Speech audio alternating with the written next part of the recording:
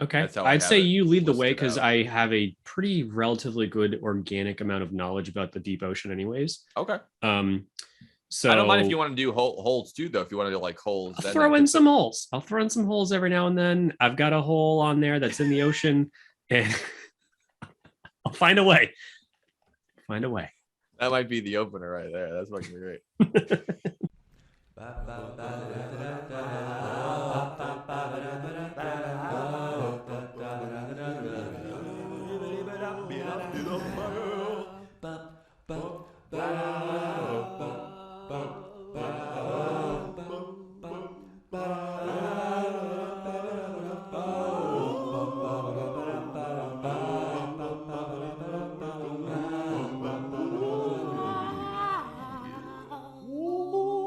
It's a basement podcast.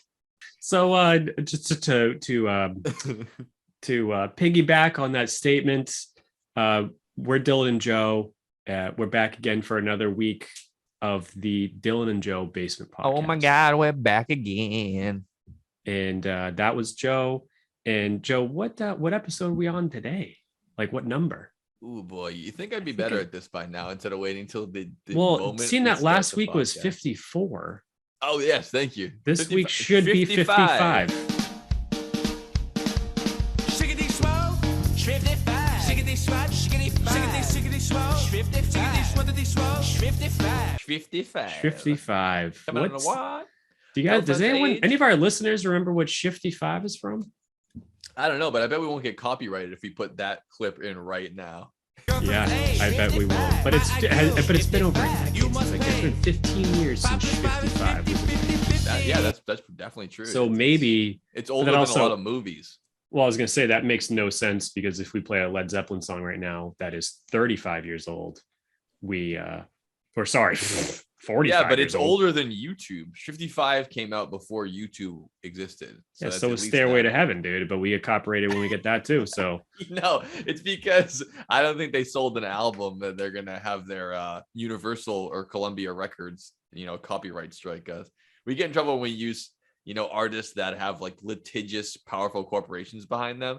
But I'm pretty sure there's 55 guys, which, if you won't be mistaken, are the same guys who did The End of the World. Same group. Come on, girl, when you add 5 plus 5. Come on, girl, 55. Do that 55. Come on, girl, shake your butt, you X. 55, 55. Now let's do this. Yeah, litigious corporations that are, litigious bands that are backed by corporations such as Alice in Chains with their wonderful hit Down in a Hole, which brings me to our recently discovered topic for today's podcast. This guy's a professional. Not holes. Today's episode is not about holes. It's about the deep ocean. And every now and then, it can be about both. I was going to say, every now and then, we're throwing in a hole. Yeah. That's how the Dylan Joe podcast is going down today. It's going to be about the deep ocean. And then when we can, we're going to throw a hole. We're going to throw in a hole. That's all. Yeah, man. You'll figure it out as you go. The title, it should be called The Deep, because there's holes that are deep. The ocean's deep. It's just going down as far as you can go until there's no way but up. Yeah. And speaking of holes, and we were speaking of holes. Well, we're throwing in holes. We got to throw. I said we're throwing in holes whenever we can. So right now I'm throwing a hole in. I was at the urologist a couple of days ago, and no big deal. I've been having an issue for over a decade, and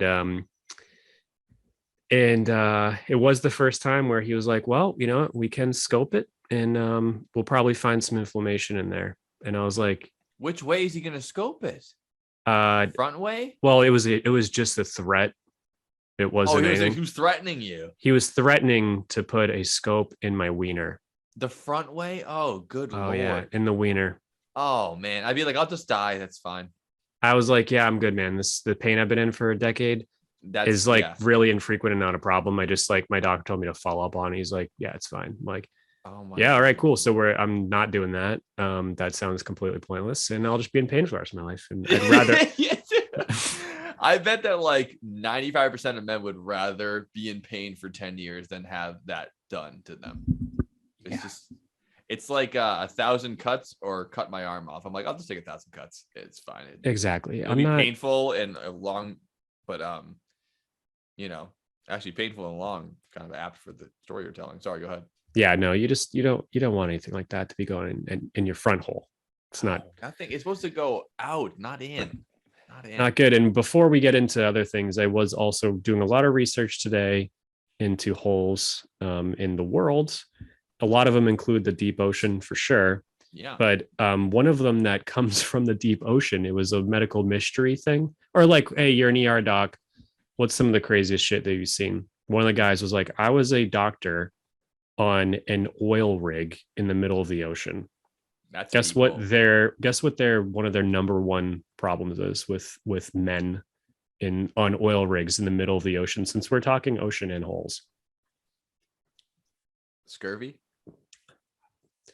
It is 2022, so scurvy is a little less of a thing, just because they're getting their. Well, I didn't want to shit on your point here. If I actually guess, it'll be less interesting. Please tell me. No, I feel like you might not guess this one, but you might. So I want to give it a shot. What do you think that this doctor on a oil rig sees commonly with people who have excuses about what's going on? Rectal alien objects in your rectum. Yes. So like any ER doctor, like this isn't just the deep people ocean. Are shoving shit up their ass and they're bored. It's just what's going on. I don't know what leads to that, but that's exactly it. He's like, yeah, just some guy fell on a soy sauce bottle and a lot of falling down with exact precision. Yeah, in the ocean, there's a bottle of soy sauce stuck up some guy's ass, and he came in saying, I slept and fell. It slipped. It was a slippery kitchen. Yeah, no, it always just slipped and fell.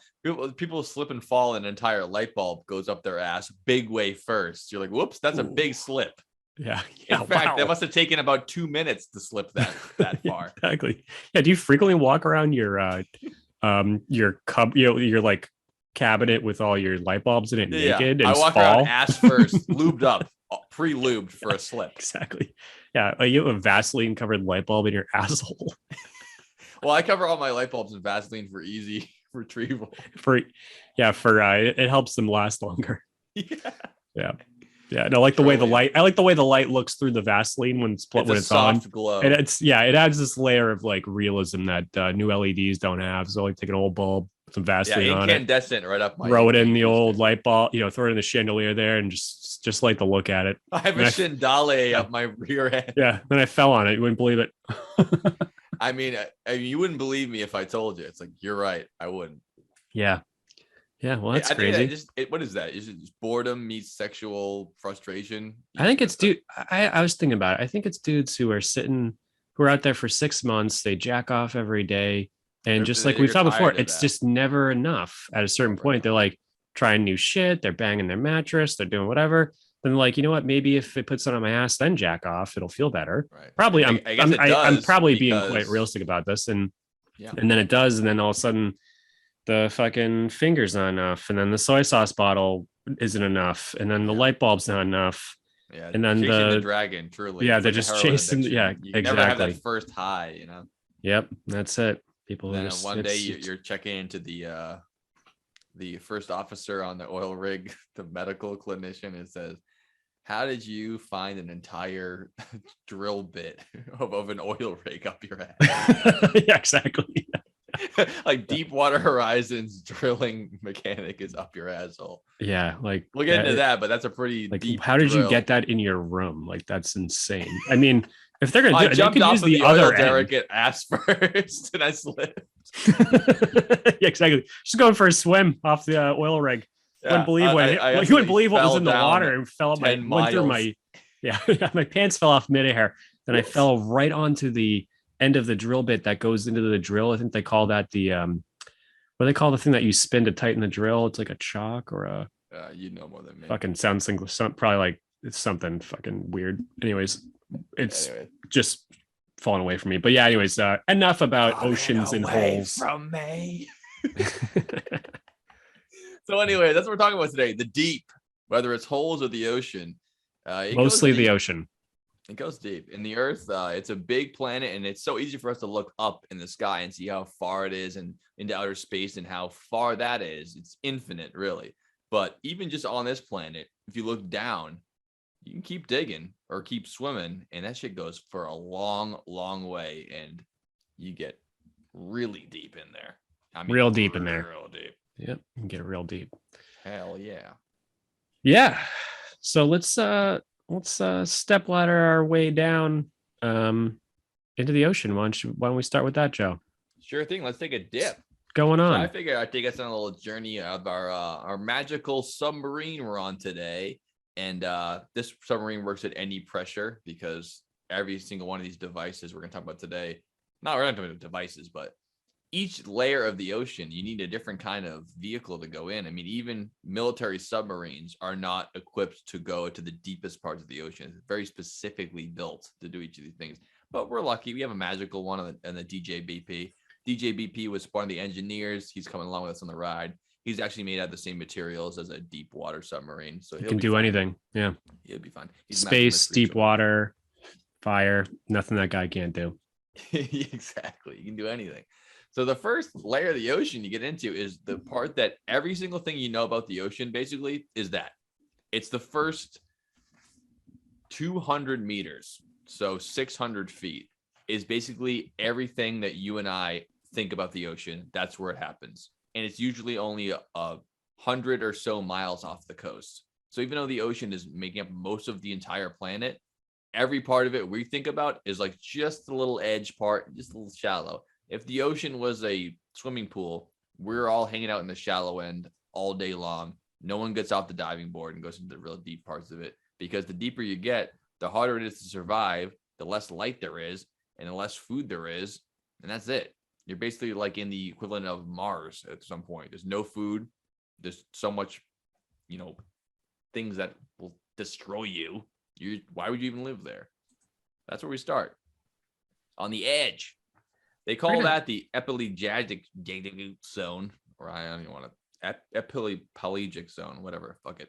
Yeah, but I've got it right here. 80% of all life in the ocean exists there. So like I said, everything you can think of. Sharks, dolphins, octopi, pufferfish. Oil rig workers. Oil rig workers. They all live right there at the very top layer, the very top. Oil rig worker doctors as well. Yep. Well, I mean, they're not always in there, and they probably aren't ever in there, but they're as close to it as you can get if you fall on a drill bit. Exactly right. And you have to go miles and miles out from the coastline to even get any deeper than that. Which what they call the Continental Shelf is a giant section of the ocean that's near all the edges of every continent on Earth, where even if you go out way, way, way out there, go straight down, you'll be like, this is, 100 feet, 110 feet deep down here. This is like the bottom of the ocean. Not even close. You're on the first step of the swimming pool that is the ocean. And that's where like all the action's going on. All the coral, starfish, eels, all kinds of crazy shit. Whale sharks, they're all right there. Even whales survive mostly towards the shores. That's where all the food's at. You got to eat. Yeah. And that's why they call it the continental breakfast. That's exactly why they call it. That's where all the food's at. Mm-hmm. They named it after the Continental Shelf. Yeah. Especially the eels and stuff. Like the first continental breakfast was eel at a hotel. Bed and breakfasts don't have continental breakfasts. Yeah. Exactly right. So if you cross that over, you get to the edge of the Continental Shelf, miles and miles out. That's when you really get into the deep ocean, when you go down to the depth of 1,000 meters, aka 3,000 feet. And they call that section the Twilight Zone, which I think is awesome. Also known as the Bathypelagic Zone. Or I'm still in the mesopelagic zone. The Twilight. Oh, you said zone. 1,000 meters. Yeah. The mesopelagic ends at 1,000. Starts at 200 meters and ends at 1,000. That's the bottom of it. Yeah, the absolute bottom of the mesopelagic layer is 3,300 feet. I wrote down the floor of each zone, not the. That's why you've got me here. Yeah, the floor of the epipelae, whatever the fuck, is 650 Twilight feet. Zone. We're gonna call it by the cool name. I think. Wait. The first layer is called the Twilight Zone. Yes. Okay. All right. So the Twilight Zone, and then the Danger Zone, which there's a highway to. We're well aware of. And Top Gun did come out today. So that's right. Maverick. Maverick. Yep. Old fighter pilot. And so we got the Twilight Zone, the Danger Zone, and then okay, you continue on. Just making sure I'm being the old student who tells the teacher. Yeah, who, no, I'll stop here at the Twilight Zone because I think this is like one of the most interesting parts of the whole deep. That's when you get away from the light of the sun, which is what basically fuels all of life in the ocean. All life in the ocean is basically working on plankton, and plankton, a lot of them, mostly all of them, they are basically plant in the water. They absorb the sun's rays. They use the same processes as plants do in order to photosynthesize and make energy in their own bodies. Tiny little animals like krill and things eat those, then bigger fish eat them, then bigger fish eat them. That's the whole food chain. But the farther you go into the deep of the ocean, there's no sunlight. So there's no energy to make those plankton be able to survive. And then you have to be more and more specialized as you go down because you can't eat plankton. There's no light. You can't see anything. You're going to eat fish that don't eat plankton. A lot of the fish just go to the top to eat them. And that's that. So as you get to the Twilight Zone, sorry, go ahead. What I know after that zone, when it gets dark, which is the end of the danger zone at 3,300 feet, there starts to be like no sunlight. It's like black. No plankton, no things that can have photosynthesis and whatever. You start to get like cells. So like dead cells is the only thing that gets to that point. So you have like dead shit. Yes, exactly It's right. crazy. They call that the marine snow, I found out. Marine snow. And all that is like the second layer of eating. So yeah, we get beyond the eating the plankton and the real food chain shit. All you are is like the bottom of the barrel. And they call it marine snow, but it's basically flakes of dead things and shit and whatever else falls through, like bones and shit that falls through. And then the entire ecosystem is based on looking up and waiting for it to all fall down and eat it. And that's what starts to happen in the Twilight Zone. In the Twilight Zone, where you start to get animals that have bioluminescence and all kinds of the creepy, weird fish of the deep that you're used to. So fun. Yeah, but you're not getting whale sperm down there from a sperm whale. That floats. No, yeah, they go even deeper than that. No, but their sperm floats to the top. It needs to see the light. Yeah, people gotta see what's up. Fascinating stuff. Did you want to get into some of the animals that might exist there, or do you want to get into more a whole? Yeah, we'll get into some animals. I'll throw in the holes when I can. You know, it's okay. It does all remind me a little bit about one of the biggest holes in the world. And it doesn't quite go down into it's actually a perfect fit for this because it's right about at the end of the danger zone. So we're about at almost 1,000 meters. And it's one of my favorite holes at 633 feet. It's called Dean's Blue Hole. Dean's Blue Hole. Yeah, so it starts, up top there, and then there's just a giant hole in the ocean that is a diameter of like a school bus. Really? Like, it's that small? Yeah, it's that the diameter. Really small, yeah. That diameter is that small, and it's interesting. Yeah, it's interesting. So, and it says Clarencetown, Long Island. So that makes it's in Long Island. So what I'm thinking here is that maybe it's like Australia or something, because I have yet to be like people from Long Island be like, you know what, one thing you don't know about Long Island is that we have Dean's Blue Hole, and you should totally go there. It's really popular, snorkeling. It's in the Bahamas. Okay, exactly. Because I wasn't thinking this was like a bunch of Long Island people talking about the coffee and going down a Long Island, Dean's Blue fucking hole, not getting that. So it's important to know this, though, since we're talking about the ocean, that Dean's Blue Hole is not just some dude's blue hole. It's not just any blue hole. It's not just any blue hole, but there are black holes and there are blue holes. Right. A black hole is in space, and we talked about that on the last episode. We did. A blue hole is literally a hole filled with water, and the entry point is beneath the surface. So you get to the surface of the floor of the ocean at that point. Mhm. Then there's just a giant fucking hole. And this one goes down 663 feet. And yeah, it's a great attraction for diving and snorkeling. And the People water's very dive clear. down there. Crazy. I can't imagine. Well, no one's diving down 600 feet. That's not happening. Like, Yeah, I mean the that's world fucking- record scuba dive we've already passed on our journey, which is 380 meters. So that's a little over 1,000 feet. But that's not with a scuba wetsuit. That's with like a professional diving equipment. The fucking tank suits, like BioShock kind of shit. That's the deepest dive in human history. So if you're in Dean's Blue Hole, there's no way you're getting even halfway down that thing without getting crushed to death and nitrogen poisoning. Did you know that in an astonishing record that was created in 2010, a man named William Trubidge set the two records on the same day? The first one, he reached a depth of 302 feet without using any fins.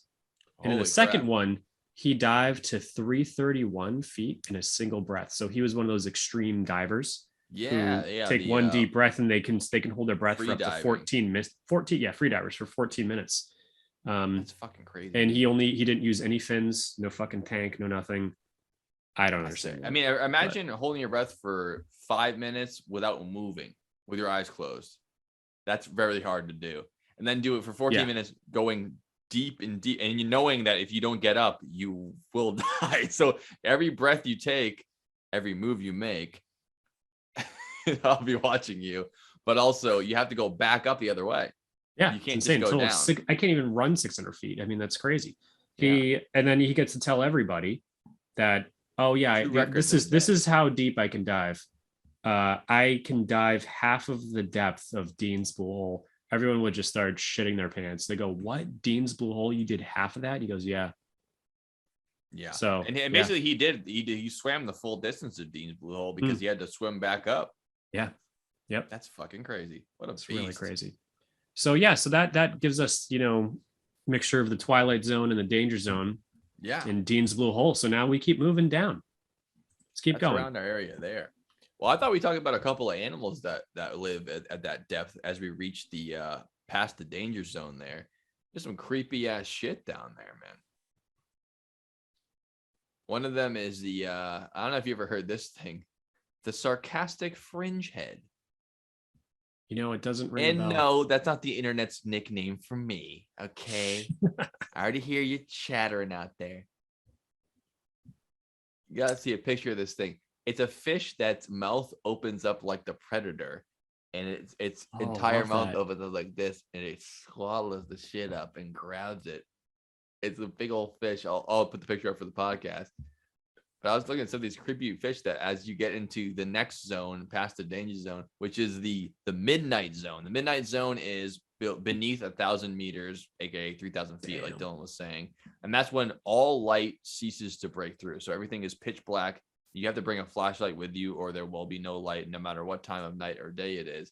And at that depth, all these animals have to be super specialized just to live there. Mm-hmm. They really couldn't live anywhere else. And because of that, a lot of them have adaptations in their digestive tract and their mouth that make it so that they can take every single speck of food that ever comes across them and utilize it and save it forever, which usually ends up being really fucking scary looking, sharp ass teeth and 100 rows of it. Because when you take a bite out of your prey and you haven't seen prey in a month, you better hope it didn't get away. So all the bites that they make are made to latch on like a row of razors that are barbed. So as soon as you get them, they're yours for life. And I think the sarcastic fringe head is no exception. When that mouth opens up with a rows of sharp teeth that grabs you in, you're not going anywhere. And if you are, it's going to get some pieces of you to survive for at least a little bit longer. If it can. Yeah, unreal. Same goes for the viper fish, which is basically a long ass snake with a similar mouth. And the way that its body is made up of, it's actually built to push only forward so that when it takes something in its mouth, it uses its whole body inside and out to gulp it down more and more like a fish, or not like a fish, like a snake, but there's no resistance backwards as you're all in the water. So this thing gets a gulp of something and it can only go, it can't back off. It can only swallow more and more. So I imagine some of them just die halfway through, but you have to imagine if you never eat any food, you want it to only go backwards. So all its teeth are built in like that too, where it's just it's like a Chinese finger trap of a mouth. And its whole body is one long finger trap. So once you get in there, you can only go in. It starts to digest you. It reminds me of one of the traps. It's like one of the worst. It comes across. I fucking hate this movie. I hate all of them actually. How'd you know? When the lady sticks her arm up in the thing and it goes up, but she can't bring it back down because the blades are. It's exactly one like way. that. Yeah, Yep. God, that's the worst. That's Dude, that seems. Fuck that movie. And that scene, that was in like Saw 2 or 3. I don't know why I fucking saw it, but I hated it so much. It's the worst movie ever. But yeah, that's how the mouths of a lot of these fish work, because you're never going to get food again. So every food that comes in has to stay there. So all these adaptations are made for like just shredding it and just keeping it inside you. You can't just lose the battle and have it get away. And a lot of them, there's not a lot of fighting going on at this depth. It's either you're going to eat it or it's going to eat you. There's no like scuffles. It's either your prey or your predator. So if you're going to put your mouth open, you might as well swallow. And I've never said that before to anybody. Yeah, no. I was just thinking about the song Something in the Way by Nirvana is like, fish don't have any feelings. Oh, you can eat fish because... No, it's okay to eat fish because they don't have any feelings. Yeah, but I was just thinking of some of those fish. What is the deal? Like being alive as a fish in that layer, you know? I mean, we can't even understand what that's just like at a all. Small, simply programmed organism that just eats. They have no thoughts, right? As we understand thoughts, like they just exist to do one thing. They're almost like like you said, like a program or like a robot. Like you are programmed to do this, and they just do that all the time, every day. And if they that's a get shit bored, place they to all go. kill themselves. Yeah, that's a real shit place to go to. You end up that fish. Fucking sucks. Ooh, boy. No, that's no good. But yeah, this death is the most exciting for all the animals we have, including one of the most exciting animals of the deep, which is also used to be a mythical. We brought it up in one of our episodes about Kong versus Godzilla, which is these mythical beasts that are gigantic that turned out to be real, which is the giant squid, which was a myth for centuries, and sailors had told tales of this squid that's, the size of a school bus and it really exists and yada, yada, yada. And people are like, yeah, whatever. There's big squids, whatever. But we now have conclusive proof of it. And this is the area of the ocean where the giant squid does dwell, which is the Midnight Zone. And also is the habitat of the deepest diving mammal on the planet, which is the sperm whale, known to hunt giant squid. Unbelievable. Man, what a cool thing. The giant squid is one of the coolest things. So imagine for some reason you're down there and then you see that shadow in the distance of a giant squid. How unbelievably terrifying that would be. This thing is just there to kill, It is the definition of a sea monster. It's what the sea monsters are. It dwells beneath. That's what it is. Yeah. Fucking giant squid. It's real. Yeah. 20,000 Leagues Under the Sea. It was the greatest opponent they faced besides all of society. But you have to see the movie to know the movie. Besides all of society, the greatest opponent they faced is society itself. Society itself's the biggest problem. But the second biggest thing, which says a lot, is the giant squid. So pretty incredible, pretty scary, pretty and they're wildly intelligent, just incredible. So so something you mentioned you didn't mention, so you're looking at we're in our heads, we're looking at layers of the ocean. I don't know what bird is this, your bird or my bird? I don't have a bird. It's coming from outside of your window that's still open. I don't know if it's coming from your window or my window, but there's definitely birds. All my windows are closed. Okay, yep. So that you didn't mention, because we're talking about the ocean, might as well bring it up. So for our listeners, we're really breaking down the ocean in layers. If you had this picture in front of you, you would see like I will show them a picture. A vertical, like a vertical, picture frame just with different colors, and each of them have different, we're taking a slice out of the pie vertical ways. Yeah, like when they dig holes, like the Kola super deep borehole, you can get those samples of different layers, and they do this frequently in the Curse of Oak Island. They pull out the samples. So one of those things is Shipwrecks, which we've talked about before, but at each of these layers, on top of fish, there's a whole bunch of different shipwrecks, and some of the coolest ones out there too. And how incredibly deep, like when you see that, like, for example, Robert D. Ballard, famous explorer, and is he a philanthropist? I don't know. I don't know the definition of philanthropist, but I feel like he's someone you would call I a think philanthropist. philanthropist is basically a person who works for charity. So they're often very rich because they have the means to be charitable on a massive scale. I mean, you can consider that a charity, right? Going to find the Titanic. I mean, I don't think he's making a lot of money off it. So No, he's definitely not. I mean, definitely not at all. So that keep in mind as we go through these layers that the Titanic. So the first layer was found 3 kilometers down, I believe. It was in the midnight zone. 3.3 kilometers. Yeah. So sorry, 3.8 kilometers down is where they found the Titanic. And this fucking guy found that before in 1990, like before. Yeah, right? I mean, it's insanely deep. It's like I said, it's about 3,000 meters from the place where you'd ever even see like fish or light. It's like it's so deep within. I mean, that's why it took so long. They didn't have the technology to even witness it. Yeah. Never mind find the location of it. And they didn't even have the chance to do it until that time. Yeah, exactly. So as we go down layers and different layers of the continental shelf, is we've got shipwrecks like the Titanic, and that's how deep down it is. It's just incredible how deep. Yeah, I think the Titanic, I don't know if this is a fact, but it's one of the deepest shipwrecks ever found. Obviously, because they were looking for it. I mean, there might be ships that have fallen much deeper than that, but they weren't as large and as famous, so it's hard to find a location where they would be.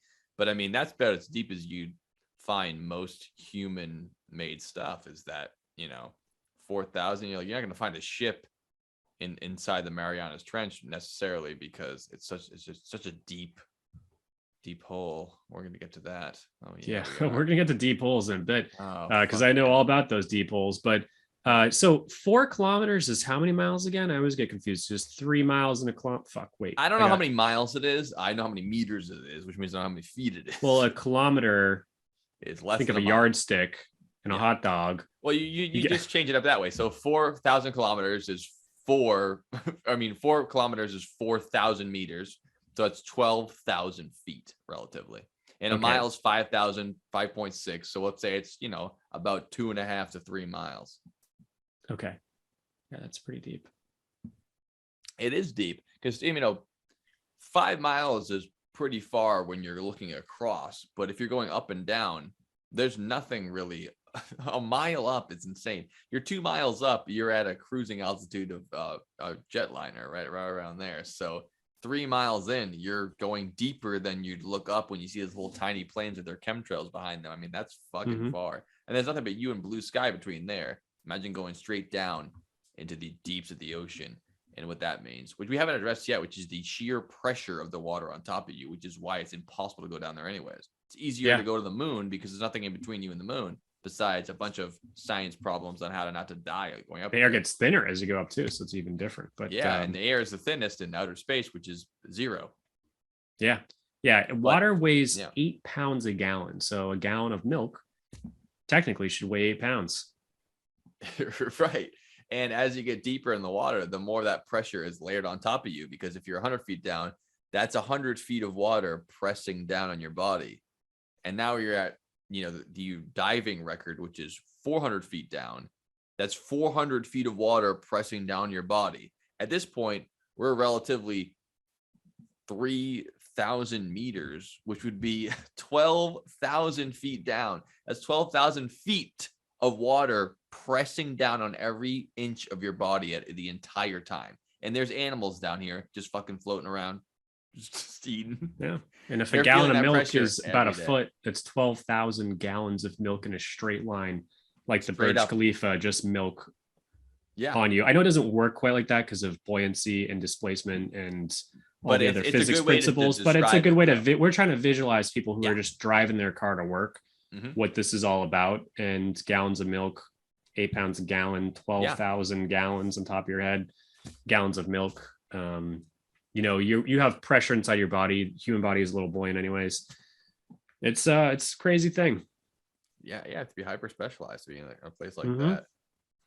You sure also do. find things like the Dumbo octopod, which is another funny animal I had to put up on the picture here. It's basically like a squid with big Dumbo ears, and it's another one of these Oh, yeah, animals I've seen that couldn't exist on the surface, even though it's well specialized to eat all of that marine snow or that detritus and shit that falls down, or any other animal that feeds on it. The secondary kind of ecosystem there, they can't survive that well up because their bodies are so specified to live that deep ocean life, that if they were right up on the surface, all their cells and their body and their organs would fuck up, because you're not meant to live there. Like they it's the same as why a goldfish can't live there. A thing like the Dumbo octopod couldn't live up on the surface. You're never going to see that bobbing around the Narragansett Bay anytime soon, because it can't survive up there. I don't know. I've been to a lot of little fish markets in Chinatown. I've seen a lot of weird things. So don't say anything until you've been to those yet. As they always say. Weird. You go to Chinatown, Boston, you go to some of those basement step downs. I didn't say go in you there and couldn't see all those find them fish there. tanks. I said you couldn't find there alive. Okay. All right. Even then, I don't know. They have Home Depot buckets full, a lot of things. Oh, you have a pressurized canister full of a fucking squid up there. I wouldn't put it past them. That's a good point. Yeah, exactly. Like you put a bike tire valve on a Home Depot bucket, you'd be surprised how many fish you can keep in it. Oh yeah, from the deep sea. Haul it up. Yeah. The whole meaning the crab pots. You'd be shocked. Yeah. Shocked So yeah. A couple things you mentioned about the deep sea and the ocean. So we covered light, we covered pressure. Yeah. And one surprising fact, not that it's surprising, but it's just something you don't think about, is salinity. For those of you who don't know what that means, or you don't speak English and it's a different word in your language, for whatever reason. Sodium chloride. Sure, that came from that, I think. Sure, that'll help people who speak only Portuguese. Is salt content. Salt content. And the thing about that again, I didn't think about, not surprising. Throughout, so you go walk on the beach right now, the salt content is about 35 parts per thousand. Okay. So if there's 1,000 molecules, 1,000 minus 35, whatever that is water. Yeah. And then the rest, 35 of those is a little salt grain. Mm-hmm. That remains consistent all the way to the bottom, unless you're in the Mediterranean or the Red Sea, then it's more. But overall, even down the Mariana Trench, it's still just as salty as it is up top. That is crazy. That means that if you could compress the ocean to like half the depth, that it would become twice as salty evenly amongst the thing, or relatively even. Would it though? Because it's like when like there's not enough room in water to be salty. That's a stupid statement. There is. No, that isn't stupid. That isn't stupid, because it can only dissolve so much. You could take a glass of hot water, and there comes a point where it will no longer dissolve salt in it. And it'll start chunking up at the top. So there is a like peak saltiness. I don't know if that's the saltiness of the entire ocean, but that's a good point you brought up there, though. That's why it's evenly distributed. I don't know. I have a question for any scientists listening. But if the Red Sea is saltier, then that means that's not the peak of saltiness it can be. Yeah, but that's also Mediterranean Himalayan sea salt from there. It's red. Just kidding. Yeah, but Himalayan pink salt is more of a culinary thing. Culinary masterpiece than a regular astrology salt. Than it is this. yeah, exactly. And again, I know Himalayas are not in the Mediterranean or in the Red Sea, but to be clear. But salt wise, all right. So I got a question for any listeners who are salt scientists and seawater scientists. Salinists, PhDs only can answer. How come when you get a sunburn on Miami Beach versus a sunburn in, let's say, Hampton Beach, and then you jump in the ocean, the Florida salt hurts more than the Northeast salt? Well, the water are you in saying Florida that is saltier hurting? Or are you saying that you might be missing the first factor of it, which is the amount of direct sunlight you're feeling on your skin? Well, 1 hour in Hampton Beach is less direct sunlight than 1 hour in Miami. This is true. I'm just taking more direct UV rays regardless of the salt content of the water. So you're thinking, hey, it's a beach is a beach, but this water is different. So it feels different when I get in there. But really, the beach is different in Miami than it is in Hampton Beach in New Hampshire. I think you're much missing more direct something. UV rays.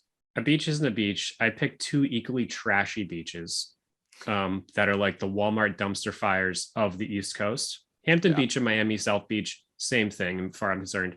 But the salt water hurts your sunburn more in Florida. Just saying.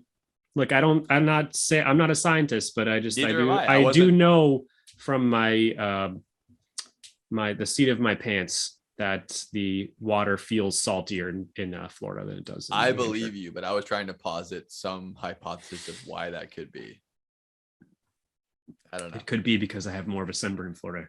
You're probably not wrong. I think that's what it is, because we're going to leave this one to the experts. The salt content is identical on Miami or Hampton or the Marianas Trench, so I would think it might be the sun and not the water, but I don't fucking know. I'm not a scientist either. We're going to leave this one to the experts. We'll let them figure it out, because we're at a standstill here. Fair enough. Just because they say the Marianas Trench is the same 35 parts per thousand that Hampton Beach and Miami Beach and Oob and fucking all that shit is the same. Yep. I don't know. Some beaches are different. Just saying. So, to be sure. So that's salinity. What's next? I thought we'd take us past the midnight zone into what used to be considered the deepest part of the ocean that humans have ever been to. Under 4,000 meters. For all of our American listeners, that's about 12,000 feet deep. And you begin to reach the abyssal plain, they call it. Now, this part is another slight shift in depth. Much like the continental shelf, there is one more layer deep in many parts of the ocean. It drops off, and it gets to the part where there's basically no life whatsoever. Not only are all the fish at the top of their bioluminescence and their coolness. We forgot to mention the angler fish, that cool fish. Oh God, from Finding Nemo. The light on top of it. And again, those kind of tricks like the lights and the giant teeth aren't just meant to scare us and haunt our nightmares. It's because if there's no food for miles and miles and it's pitch black, the best job in town is having one little light for all the little shrimp to come up to, and then you just take it in with the big teeth and then off they go. But even at this depth, the abyssal plain, most fish don't exist. You can't even find an anglerfish or the blobfish, which is also the ugliest fish. Oh, that thing is, it is. Yeah, that's from the midnight zone there. We'll put a picture of that thing up. The blobfish. Even there, it cannot exist anymore. Most fish, and I say most because I know about one in particular that's coming up here, but almost all fish cease to exist there. Now you're thinking about things like sea cucumbers. They call them amphipods, which are basically like shrimp, and like they basically are bugs that exist this deep. They're all exoskeleton, much like insects on land. They're specialized to survive anywhere. Like they're just these hard-shelled little almost microscopic little things that are flailing around at this point in the abyssal plain, which reaches to 5,000, 6,000 meters. And you're just at the deepest parts of the ocean. It looks like a desert. There's no coral even, for the most part, very rare. And it's hard to find any forms of life whatsoever. Am I freezing up on your screen? I'm kind of freezing. You did for just a hair. You're all good, though. Gotcha. No one will know. Gotcha. I wouldn't want them to know anything like that. But, that's great. So can... This is the part where the marine snow, all that shit and scales and stuff, it basically, that's like where it collects. It doesn't really go much further than that because most of the ocean doesn't go deeper than that. That's the deepest part of almost all oceans on Earth is called the abyssal plain, but not the deepest, just the deepest part for most of them. Picture like Dylan said, the entire length of the area is all the same, and then all of a sudden you have the deep blue hole. That's the exception to the rule that goes straight down. And although that's a bus-sized one, which makes it exceptional, there are parts of the ocean that go extra deep. And if you scale that up beyond the Bahamas, you get things like trenches, like the Puerto Rico Trench, which is the largest trench in the entire Atlantic Ocean. That's past the abyssal plain. But most of the ocean, that's where it cuts off. That's where the buck stops for all that. Yeah. And just to reference in your head how deep all this is, U.S. Navy subs only dive down halfway through the Twilight Zone. So we are Yeah, just which so was much. our You second layer. like watch U571, watch K-19 Widowmaker, watch all these fucking submarine movies from World War One when they started using them through after the turtle, or what was that thing called in Civil War? I think it was a turtle. The the turtle fucking sub, barrel. All the way through present day boomer subs, they call them, that carry, you know, tens of nuclear warheads, ICBMs. They stay like 300 meters tops. That's not where they just hang out either. They're usually, that's too deep because it's more energy, but we're Really, deep. We are very deep. Yeah. As deep as you get. And Yeah, again, picture the pressure and the isolation of all life and all light, and just the immense pressure. It's so crazy. And I got to bring this up now, which I'm going to forget to bring up the meme later. One of my favorite memes of all time is a picture of the dude in the full like BioShock scuba gear. And it says, at this depth, the pressure is immeasurable. And then a fish swims up to him and goes, do drugs. It's peer pressure. Mm-hmm. It's immeasurable. That's a good one. It's a real good one. I didn't make it up. But yeah, that's the abyssal plain, which again is about as deep as it gets beyond there. I don't know if you want to throw any more holes in before we take a break, because my last two sections are just, you know, that's the sheer depth. We're gonna get into the real trenches here, and I mean that metaphorically and physically. Yeah, we're getting to the real shit here. Just keep in mind that Clarence's blue hole. Dean's blue hole is in Clarencetown, Long Island, is only 633 feet.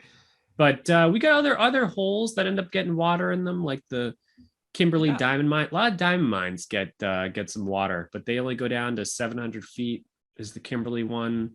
Yeah, but these are on land, and I mean, although the depth of the ocean is immeasurable for the amount of pressure, you don't actually have to dig. You just have to keep swimming down. Where on Earth, to get that deep, you have to move masses of rock and soil material. I mean, it's a lot harder to drill, baby, drill. Yeah, it is. One of my favorite holes that's got water in it is not what you'd think. It's called the Berkeley Pit, and the Berkeley Pit is in Butte, Montana. And that's Butte with an E. And the biggest hole is in the butt. Yeah, exactly. Butte, Montana, the old Berkeley Pit, down at 1,700 feet. My favorite part of this hole is that the first 1,000 feet of it, just due to like buoyancy, is filled with the most toxic bullshit ever. Really? And then the next 780, the toxic stuff doesn't go down there. It's like when you have gaseline layers, you know. Oh, pour so oil like it and all water flows to the top, and then at some point you're so deep that it just rises above that part. Yeah, gets more clear. That's also something worth mentioning. The deeper you get in the ocean, the more clear the water is, because everything is either to the top or the bottom at that point. There's not a whole lot of swirling around. Yeah, exactly. And there's not a lot of water movement down there, so it's not so it's just crystal clear. Just pitch black, crystal clear. So the light goes a long way. But the Butte, Montana hole is not crystal clear because due to all the mining it was once an open pit copper mine, which is a lot of the holes that go deep in the world that are man-made are copper mines, because they follow the copper. It's like it's almost the vein. The vein. That's exactly what they say. So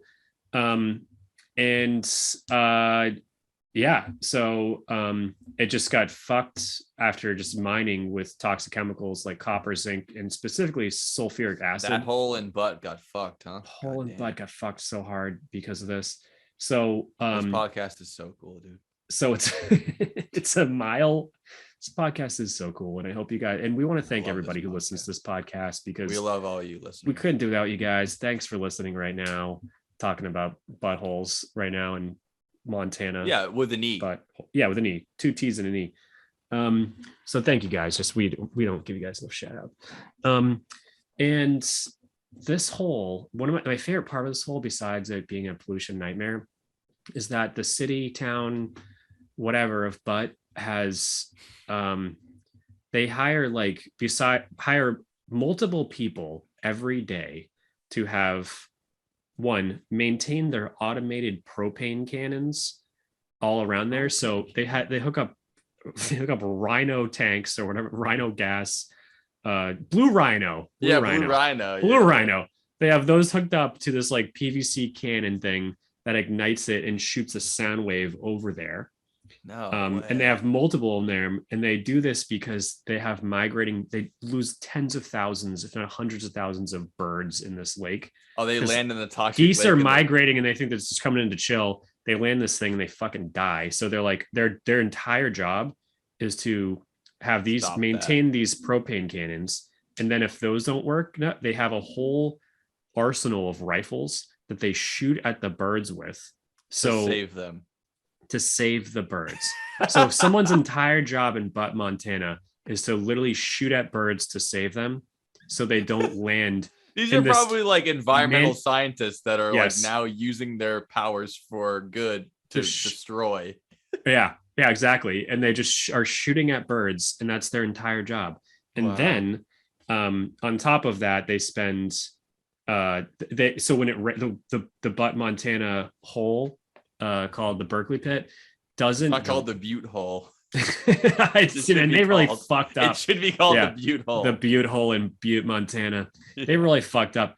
And they also it doesn't drain. So when it does rain, they have to drain the water themselves and filter it and put it somewhere else. So they paid a massive amount of money just to cover shoot the at fucking birds thing and be done with it. Well, I was thinking, can't someone manufacture a big giant net? It has to be cheaper. I know, not in like 10 years, maybe in 100 years. It must be cheaper to just like cover the fucking thing up.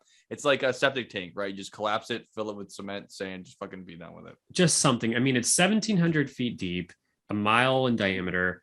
Yeah. Can't you guys spend time just like exporting that and filtering it at the same time? There's got to be something they can do. They have to already figure it just costs too much money, so they just keep this up in perpetuity. It's an insane thing. Yeah. So really interesting though is it's a great place to study things just because it's a unique place. It is inside the toxic and harsh conditions in the butthole that prevail in this place in Montana. There are many fungal and bacterial species that have been found, and their adaptation to such extreme conditions have shown that they're immune to cancer. And they have to be in that toxic sludge, right? Yeah, it's pretty crazy. Wow. So we could just try to take that DNA and stick it in some people. Yeah. So there's some things that can happen. You put some stuff in the most toxic place on fucking earth, can somehow just stay alive. Yeah. Can you imagine that? Even in Framingham, people can still survive. Yeah, Framingham, close to the old I forgot what the toxic place there is, but yeah, there's a hole there too, for sure. Neanza. Framing hole. Is there a hole in Framingham? I don't know. Oh, Framingham has Neanza, which was a dye factory in Ashland, actually. That DIE. Yeah, DYE that used to. It's a dye factory. They used to. They used to dump, carcinogens into the groundwater and terrible thing. Yeah. Out of sight, out of mind. Yeah, exactly. So. Would you like to take our first break? Let's do it. Yeah. Let's do it. Break time. Down to the bottom of the sea, where our salty friend SpongeBob waits for you and me. Down. We'll have lots of fun. You and me forever in the underwater sun. You remember that book, Flashing Holes? That is one book specifically that I chose not to read over summer vacation. Yeah, I don't know why. I think I tried, and for some reason I just did not like that book. I didn't like it either because I hated all books. I still do. Yeah, no. One of the biggest stressors of my entire childhood was summer reading lists, and I rarely read any book. Rarely. That combined with it used to give you the math packet, like it was like 100 pages of math God, problems, dude, that was so bad. God, dude. I can fake my way through a summer reading book. I can't fake my way through like fucking multiple division. Like, God. Well, and like, let the kids just have their fucking summer, man. You're only a kid once. It goes so quick. Don't ruin their summers, because that'll ruin it. No kid needs that much discipline. They'll be fine. Every fucking fuck up I ever met as a kid who I thought was like going to be not fucking normal as an adult ends up making more money than me. So, that's how it always goes. Oh yeah. So the summer reading thing, fuck it, it's fine. Literally everybody hits 18, goes to college or not, they'll find their way. It'll be fine. Summer reading did not have any effect on that at all. I mean, honestly, I know a lot of people who did read summer reading books who know, I don't know, 3,000% less than me about what the world is and how it works and how things work in it. And I know people who read less than me and know less than me about the world, and they're more successful. So it's all weird. You pick your lane, whatever your lane you have. Just because you're good at school, those people, they end up being overachievers in work as well because they don't have any idea how to go through life without that. And I mean, not all of them either. Good for them. No, not at all. But like everyone works out their own way. It's just weird. It's a weird little. You think that like in the bubble you're in, you're like, oh, it's gonna go this way, this way, this way, because you see each day is like people are sorted in the little things. And then when you open up into the world, it's fucking free for all. All bets are off. All bets are off. And I didn't get any benefit from stressing out about math packets and summer reading. No, I not that I like remember a whole lot of things at that time, but it would have been nice to not have I remember being stressed. I remember hating, fun. Yeah, I remember being like basically in the middle of vacation type scenarios and having my mom take me aside from that and be like, time to spend 2 hours looking like you're reading a book. I'm like, fuck. Yeah. Now I'm there for an hour and a half staring at pages of a chapter book while like looking at the sky. Like just, I can never read it. So now I have to like act like I'm busy for 2 hours. And it's like, it's even worse, Yeah. If I could do an audio book, oh my God, I could have been saved as a child for audio books because I would have actually listened to them. And I would have just like done whatever I was doing, like I haven't changed and just listened to it. I would have read every book if I could listen to it. But sitting there silently and looking at a small book and trying to read the same paragraph 3 times over and being bored of it, I didn't get anything from that at all. Yeah, no. I haven't changed at all. It had nothing to do with audiobooks or whatever. It's just if there's something I should be doing, I'm immediately not doing it. That's how I literally do anything in my life. And I do things only I want to do. I have motivation to do things that I choose. Who's the boss, not someone else. And who's the boss? Tony Danza. Put it on the pod. You know that show, Who's the Boss? No. I used to play it on Nick at Night. Oh, I'll let you throw that one up there for everyone. I'm sure everyone got that except for me. I know my mom did. Yeah, distractions not good for me, whether it's an audiobook or a reading an actual book. Not a good person for distractions. So I'm convinced if I could do high school again audio only, I'd be twice as smart.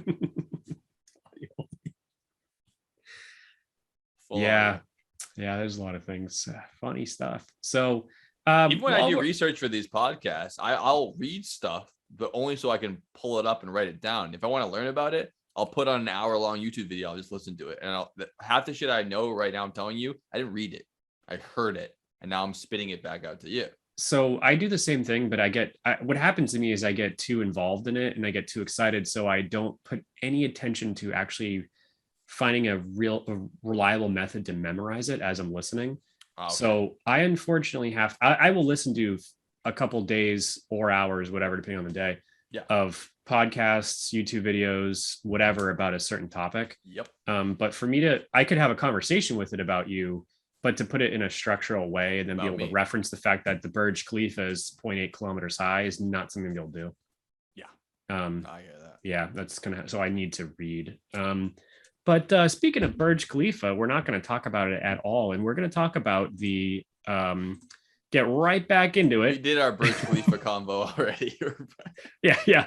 To get right back into it, I'm going to talk about, before we start going into real crazy shit, I'm going to start talking about the deep. So we will get to the deepest hole. But this is the deepest. This is the deepest hole. No, not the oil platform workers or the or Mia Khalifa or her or Dirty Dan's dark blue hole or whatever that was called. Or Pinhead Larry's dark hole. Pinhead Larry's blue hole. Blue hole meaning water hole. That's very clear. Someone poisoned the deep blue hole. It's called a blue hole. It is water, not a butte hole. No, the butthole, the butte hole is not water, the but hole, it's right. it's toxic waste hole. I'm just sure there's another word for it. It's not a blue hole. So, and this also isn't a blue hole, but this is the world's, well, they say it's considered the world's longest extended reach well offshore. Really? So, yes. Fill up my blue hole daddy. We need to bring him back in more. Do you say jail pluck my blue hole daddy? Jail fuck. Oh yeah. Oh no.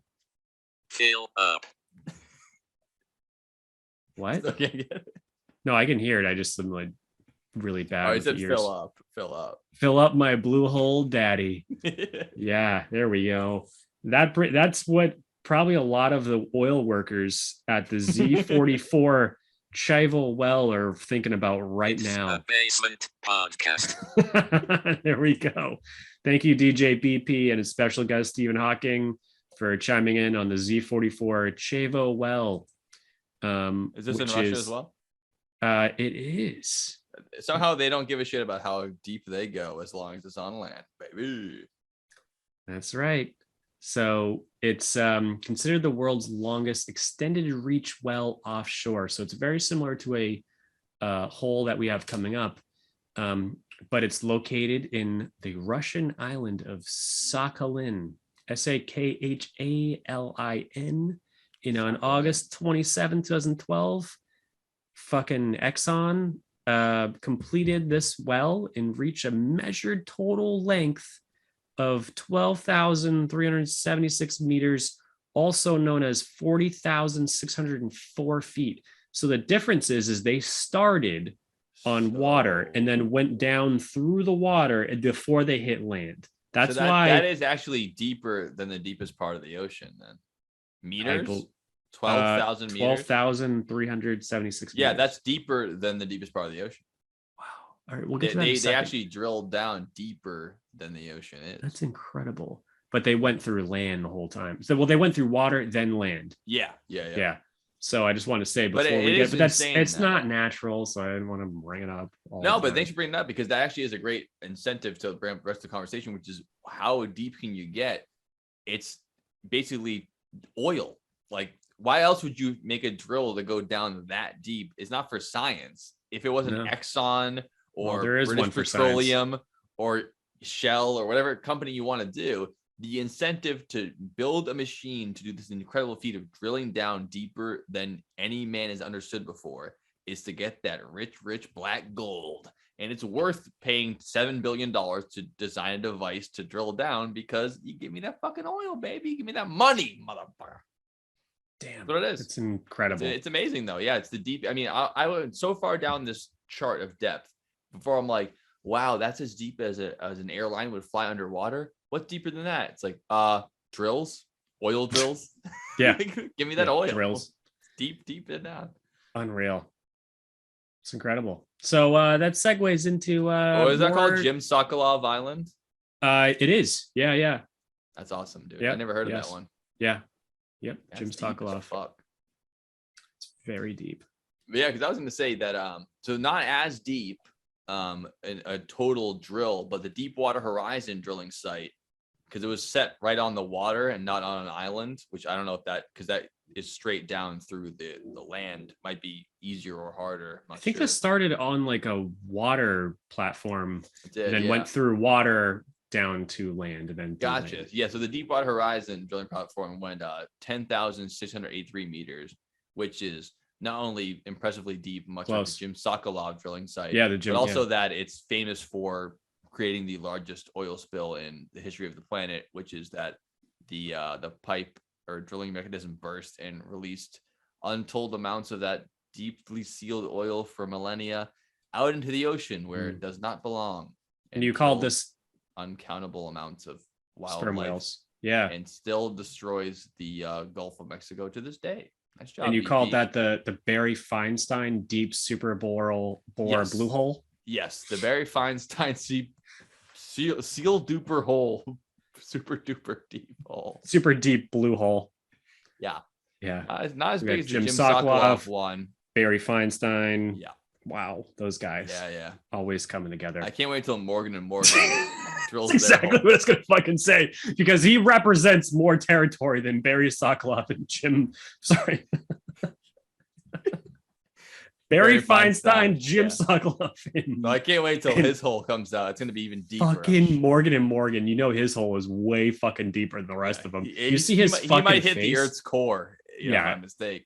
Yeah, he has the steam coming out of his ears reminds me of a drilling platform on all the billboards that I see of that fucking red fuck's face. I know, A cherry tomato on top of a Tootsie Pop. with fucking gray hair in a suit. That guy's, I used to see his fucking face every time I drove to Logan on 1 South. Yeah. And then I landed an airplane in Orlando one time, and guess who was there to greet me on a billboard? That is fuck. so funny, man. I had the exact opposite experience. When my parents moved to Florida, Other way around. I saw all the Morgan & Morgan as far as the eye could see. And then slowly but surely, I started to see Morgan & Morgan popping up in New England. I'm like, holy shit, he's invaded the country. This Like, he's fucking everywhere. guy. Yeah, this guy's everywhere. But shout out to Morgan & Morgan just because Shout out. he's a guy that works on wins only. So if you slip and fall, Yep. you don't, and he gets you a settlement or whatever they're shooting for, no money out of pocket for you No, at all, ever. He's literally just going to find cases and Yeah. make money. No money in pocket, by the way, either. Well, you get something out of it. I earned $400,000 because thanks to Morgan & Morgan. How much did he cost? You don't pay him unless you win. But he only cost but you pay 10 him out of the grand 'cause proceeds. he's so generous. Well, if you get Takes a 20 percentage. grand, he takes 10. Takes a percentage. Yeah. I mean, but they say, a bird in the bush is 2 in the basket. So, A bird in the hand's worth 2 in the bush. Yeah. so I mean, a bird in the a bird up your ass is worth how worth much? 2 Jim Sokolovs. I know that for a fact. And 2 Jim Sokolovs is worth one oil Morgan. worker's blue hole. That's what the saying goes, right? Yep. Yeah, My grandmother used to tell me that. Yeah. I I'll think never I heard. forget. Yeah, I think I heard that one back in the Navy. Oh yeah, that's an old Navy idiom. Yeah, that's what they always say about that one. Drill, baby, drill. So, whose hole are we on now? I And know.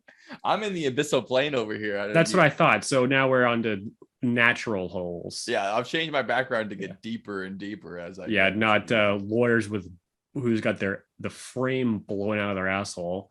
Because they got pounced hard, the frame blew out like a door frame, getting knocked in by a SWAT team. Yeah, it takes all kinds. Lawyers need to be working too. But Yeah, but they say, man, I'd love to blow the frame off that guy's asshole. That's what Barry Sokolov always says on his commercials. you say that he's like, and I'll fight for you. Yeah. Doomed. He has this dramatic music playing, and he's always outside of a courthouse. No, Jim Sokolov. Yeah, Barry Feinstein. No, Barry Feinstein. I see him like he's always moving fast, and he I stops hear to you. talk. You said Barry. Jim Sokolov's like walking Barry Feinstein like stops for a Yeah. second. His pinstripe suit in 2022, which ain't a thing anymore, just stops and Don't goes tell like him. says a quick comment and leaves.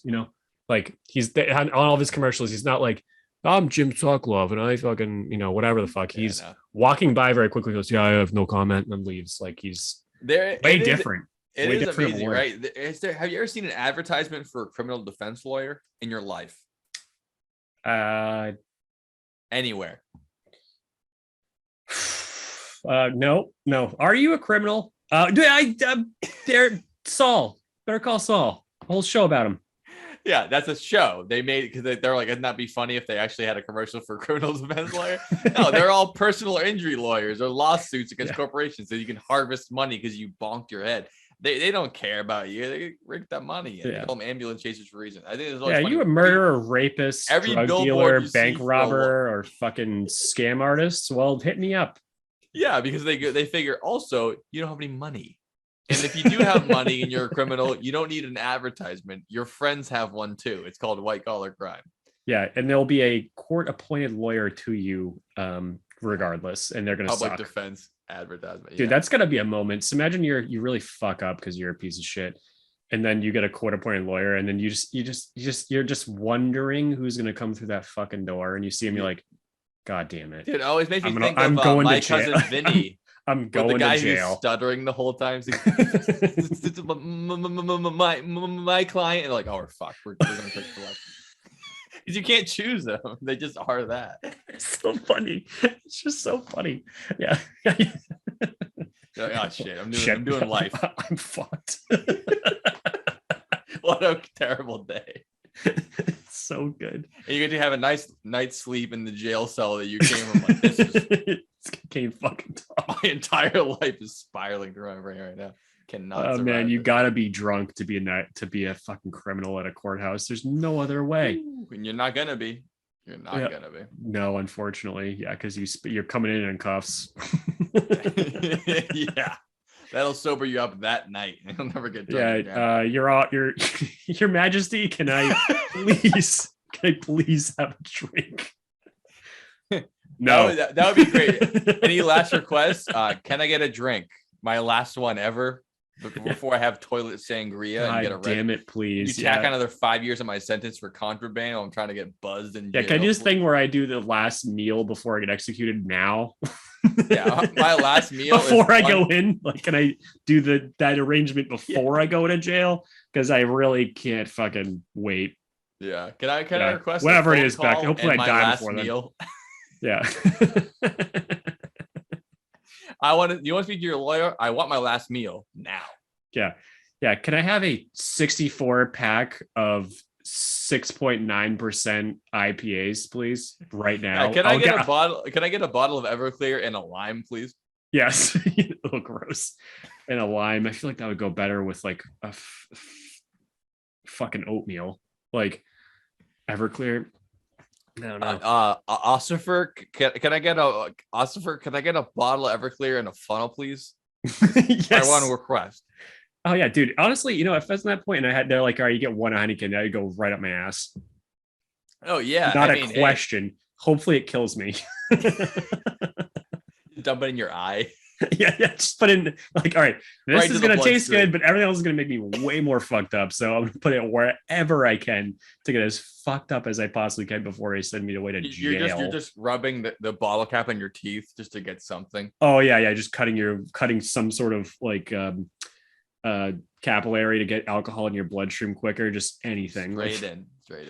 Oh god. Hey, I think it's infected. Can you clean it up for me?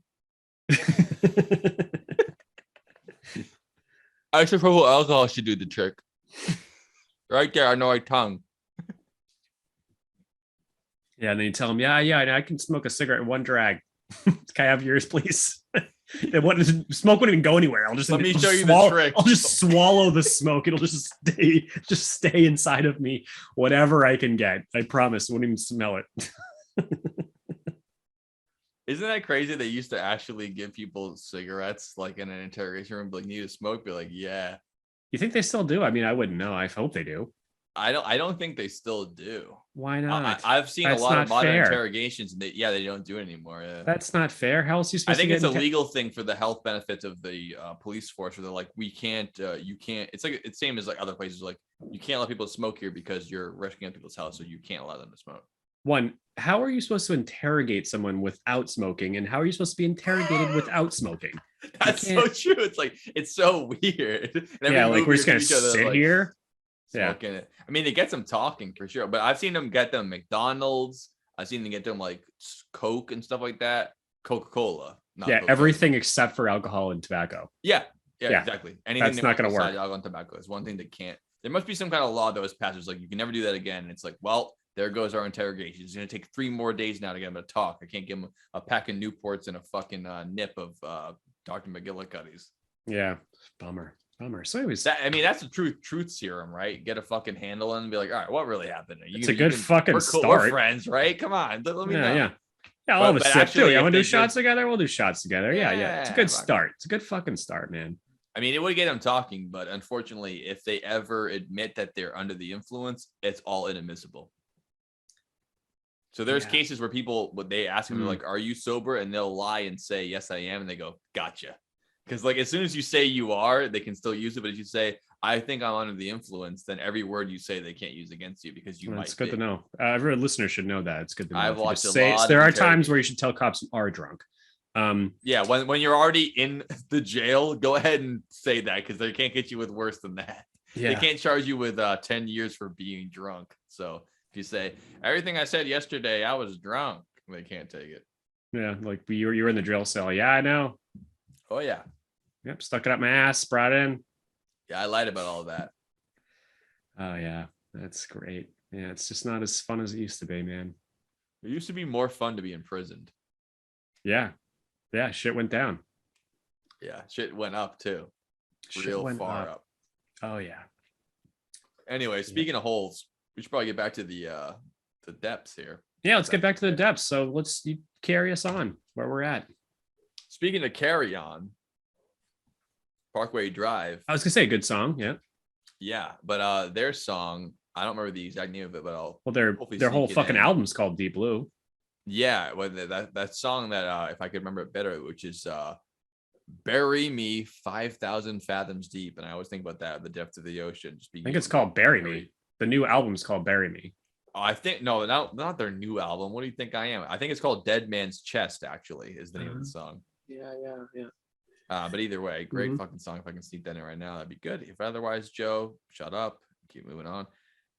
So yeah, that'll bring us past the abyssal plain, which at this point, in order to survive, you have to have a certain kind of body structure and able to not be crushed. You could have all kinds of bones and exoskeletons to help the pressure not crush you. But this is the point of water pressure in which you need to change your biochemistry in order to survive, which means that almost all animals here are almost all water. Because if you can even out the pressure and become water, then you don't get the same feeling of the pressure crushing down on you, because water can't be crushed in like a steel cylinder or a tin can or something like that. Water will even out there. But we are 97% water, so explain that. We're not 97% water. That's way too high. If we were, we'd still be 3% crushed at this point. But 50%? I think it's 60. I think it's 65. 65. Okay. They used to say 80, but that's way too much. I mean, look at my face. They used to say 97 back when I was in school. Well, they were lying to your ass. Summer reading list. Again. Said 97%. I think it was the book Hole said it. Well, the book Hole definitely talked about water because they were in a desert for the entire thing of it. But yeah, so this is the biochemistry has to change, because past the point of the abyssal plain comes the last zone that's recognized in the ocean, which is called the Hadel Zone, named after a scientist who recognized it. But this is we're getting past 6,000 meters and up. So that would be 612, 1,800 or 1,000 feet. So we're talking about more 4 or 5 miles deep into the ocean. At this point, cells will be crushed. Your actual cells in your body will be crushed. So never mind your bones in your head. It's so pressurized that per square inch becomes per square millimeter, and your actual cells will be able to be crushed. So the animals that live here have to have different chemistry in their bodies to be able to suppress that and push back, which is the special chemical that is in their bloodstream that I will put on the podcast now because I'm not going to look it up again. But basically what it does is when the water is crushing down your body, the actual hydrogen molecules, as they push down and get closer to your DNA, this chemical binds to them and stops them in place. So it's like fighting on the most close level. Instead of waiting for someone to invade your country, you wait for them to walk into your house and then you shoot them. That's how close the pressure goes in. But it enables these animals to live down there where the water pressure can be so deep that it's getting down to almost their DNA. And it's still, the last second, binds to the hydrogen and the oxygen and just breaks apart a little bit. And that's why but just to no animals can live there. Just no reiterate, even those, a lot of times they're not quite extremophiles yet at that level. I think they certainly are at this point. Okay, we're extremophiles. I think we're extremophiles. We're at the deepest part of the ocean. Yeah. So what? So the thing is, they may or may not be with the definition, but extremophiles typically, the ones that I read about, are by like underwater volcanoes, and they live in the pressure zone on a volcano. Okay, but they live like extreme temperature, extreme pressure, extreme gotcha. So, but what Joe means by like some of these animals can't live down there and they break down, the pressure is so great that it actually basically disintegrates or explodes your cells. Yeah. Is that if you are dropping a body off a boat and you're considering adding an extra cinder block, do it, because if they can get to that level, it's a lot better for dental records. The deeper the better. So add the extra block. That goes for basically everything. Yeah. Add the extra cinder block, maybe 2. Hey, what's another cinder block amongst friends? That's it. You want them to get to that level for sure. It's gonna help your case. You won't have to get a defense lawyer. You're not gonna want them to find it halfway to the abyssal plane. Yeah. Like, found him in a Continental Shelf. They got there. Yeah, a trash bag. Weird. But I mean, that's the move, though, right? I mean, if you could bury a body in the Hadel Zone, they're not gonna find it. yeah. Hey, I just bought a boat, and I've got about 1,500 miles of gas on it. I'm gonna go straight, just straight.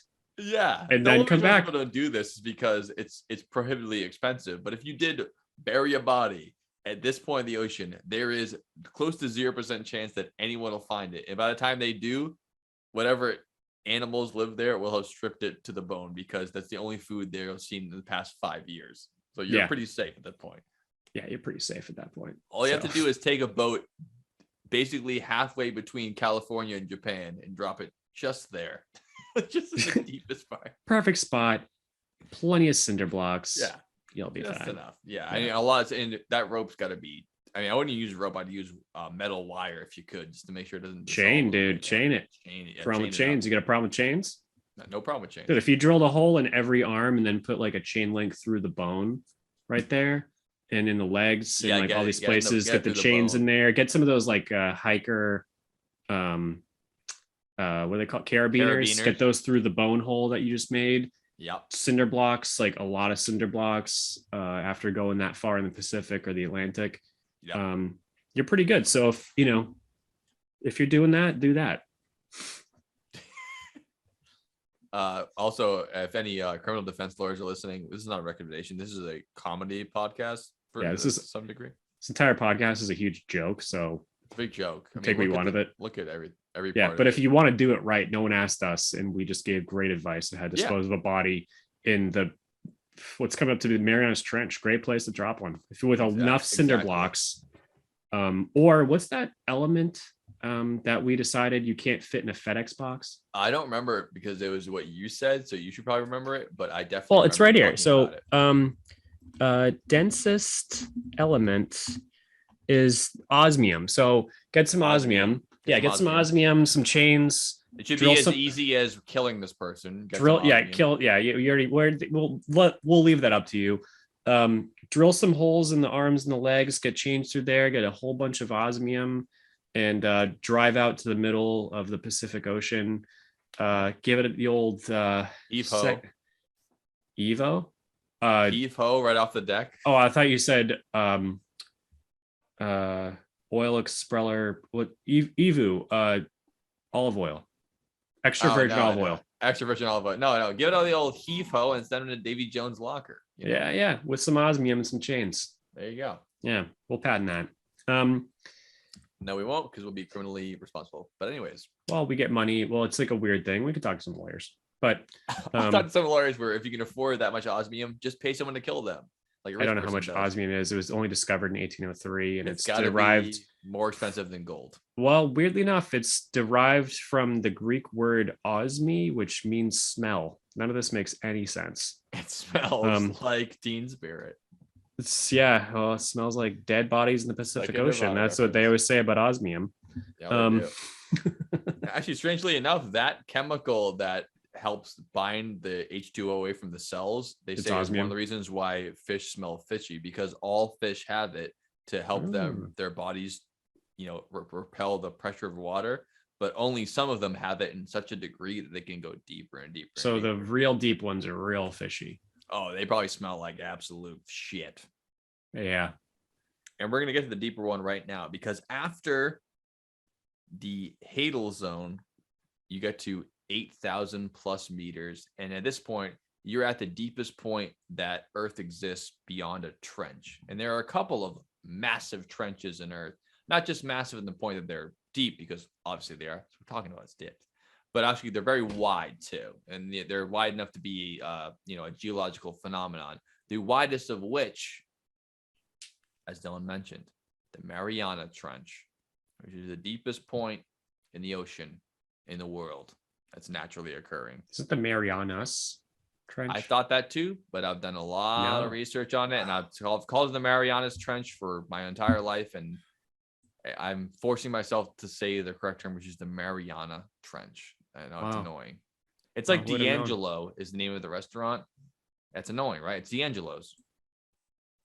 But the actual company and restaurant's called D'Angelo. When it comes to pluralizing restaurants and grocery stores, we can only blame one group of people, and that is the greatest generation. They love that 18 to 1935 folks love to fucking they just throw call it market baskets, price choppers, fucking Stop and Shops. The beginning, the victory. The victor. Oh yeah, the Hannaford. He says. They love to say he says instead of he said. Why are you adding S on there? They fucking add S's to everything. So I says, dude. Then he says, it's like you said. Yeah, you said. Yeah, exactly. They love that, but definitely. So the Marianas Trench. The Mariana Trench is the actual name. What's the other one you mentioned? What was it? Trench or what? I don't know. You added another one that we fucked up. D'Angelo. D'Angelo, yeah, D'Angelo. It's D'Angelo's. I call it D'Angelo's. That's what I thought it was called, but apparently it's called D'Angelo. Yeah, well, it's got to be because that group used to go there and get lunch and say D'Angelo's, and then we picked it up. Yeah, you can't filter it all out, Joe. You really can't. Well, now we know. A filter feeding detritus feeder like at the bottom of the ocean. What about Dunkin' Donuts? They fucked that one up too for us. Yeah, they did. They call it Dunkin' now. No, but I was wondering if that generation called it. It's actually Dunkin' Donut, and then they call it Dunkin' Donuts. No, it's definitely called Dunkin' Donuts. Yeah. Okay, all right. Honeydews. Exactly right. Yeah. Exactly right. Yeah. So at this point in the Hadel Zone, this is where, like I said, all life should not exist, and you have to have some kind of weird ass shit here, which is that they basically think that no fish live at this point. All they can find is those amphipods, which are basically like a bug, and because of the pressure and the world they live in, they can be like giant bugs. They can be like, basically the size of your whole hand worth of a bug, and they're all completely clear. All these animals, because they have no use for blocking light, because they've never experienced light in their life. Whenever these scientists discover them, is the first time they've ever experienced light, and they don't even experience it. It just happens to them. They don't notice. Like if someone puts an X-ray through you, you don't experience an X-ray. It just happens to you. You can't see it. You can't hear it. You can't feel it. It just happens. This is like what happens when they shine a light on these little bugs. But in a magnificent turn of nature, once again, it finds a way. They found a fish down here in the Marianas Trench. I said it again, Marianas Trench. Mariana Trench. Fucking damn it, Joe. It's already locked in my said something brain. so I didn't have to yell at you. Thank you. It's called the ethereal snail fish, and it is an actual fish, because they captured one and they measured it, and it has a vertebrae like a fish does. Home Depot bucket method with the pump. Yep, they pumped it up with the bike pump. That's what they did. Took it to service. Yeah. Okay. Well, the thing is, when they brought it up, it was dead, because you can't raise it that far up. They caught it alive. They didn't ask me with the Home Depot bucket. You put in a Home Depot bucket, fill with water, add a bike valve, pump it up to like 100 psi, probably good enough at that point, and then probably enough. Right? Yeah. They should have done that. Yeah. Fine. No one But asked it me. actually No is one a talked to us. miracle that they even caught one of these things, because even to see one is impossible. They basically dropped down a camera the size of like a wheelchair, and then they just put a bunch of dead fish good on reference. Yeah. it. They bolt a bunch of dead fish on it, and then they wait for a fish to show up. Maybe. I mean, there's miles and miles of this shit, so they're lucky if anything ever shows up. They actually caught one of these fucking things, and it really is a fish. It's a fish called the snail fish, they call it, but it shouldn't be able to survive that much pressure. But it has the highest level of that chemical that repels the hydrogen and oxygen pressure off of its cells that they've ever found in any fish. And they think that you can't have much more than that and still be alive in your bloodstream, whatever. But yeah, the thing's nuts. Clear skin. It looks like a tadpole. The picture is right up here, but they actually caught one of them. And it proves that even in the deepest parts of the ocean, life can still survive. And they think that the Mariana Trench is around 50 million years old, which makes it one of the youngest parts of the planet. And it only had 50 million years for animals to evolve and adapt to it, which means there's less time between us and the dinosaurs than the Mariana Trench existing, which means that this fish is that young too. And you have to adapt to this extreme environment, but they do. And they just swim around there. They have eyes, but they can't prove if they work or not. They basically just swim around there their whole lives, just looking for anything to happen. And all these animals that live this deep, they conserve energy like they're running a marathon, because it might be they never find food ever. So they kind of just float around until they bump into something, and then they go nuts. And much like those fish we talked about earlier, this thing has 100 teeth in the front of its face. Wow. And then 60 more in its throat. So if it gets you, it just tears you down. It's the only food it could ever get, and it just swallows you up. And mostly we think it eats whatever detritus might show up, but mostly these little bugs, because it's the only thing it'll ever see in its life. That's it. That's crazy. As you go. Yeah. When you were referencing, dropping a wheelchair down at level with some fish bolted onto it. Yeah. That chemical that ocean fish have is called TMAO, much like LMAO. Thank you. Much like LMAO, it's called trimethylamine oxide, and in the thing they don't mention what happens when you smoke it, so I have no idea what happens. If you're wondering. Well, I'm LMAOing when I see a wheelchair get that deep. But yeah, that's exactly the chemical I was talking about. Thank you very much for looking it up for me. Yeah, that's exactly it. And the only thing deeper than that is the deepest point of the trench, which is called the Challenger Deep, which is a small area of the Mariana Trench, which is actually 11,000 meters, which now we're getting up to the territory of nearly 10 miles deep. And in 1960, the U.S. Navy sent a submersible vehicle down there for the first time that any human being ever got to the deepest point on Earth, and 2 men went down there. So although now we only send robots and cameras down there, well before we had the technology to send cameras down there, 2 guys did it. No way. There's no fucking way.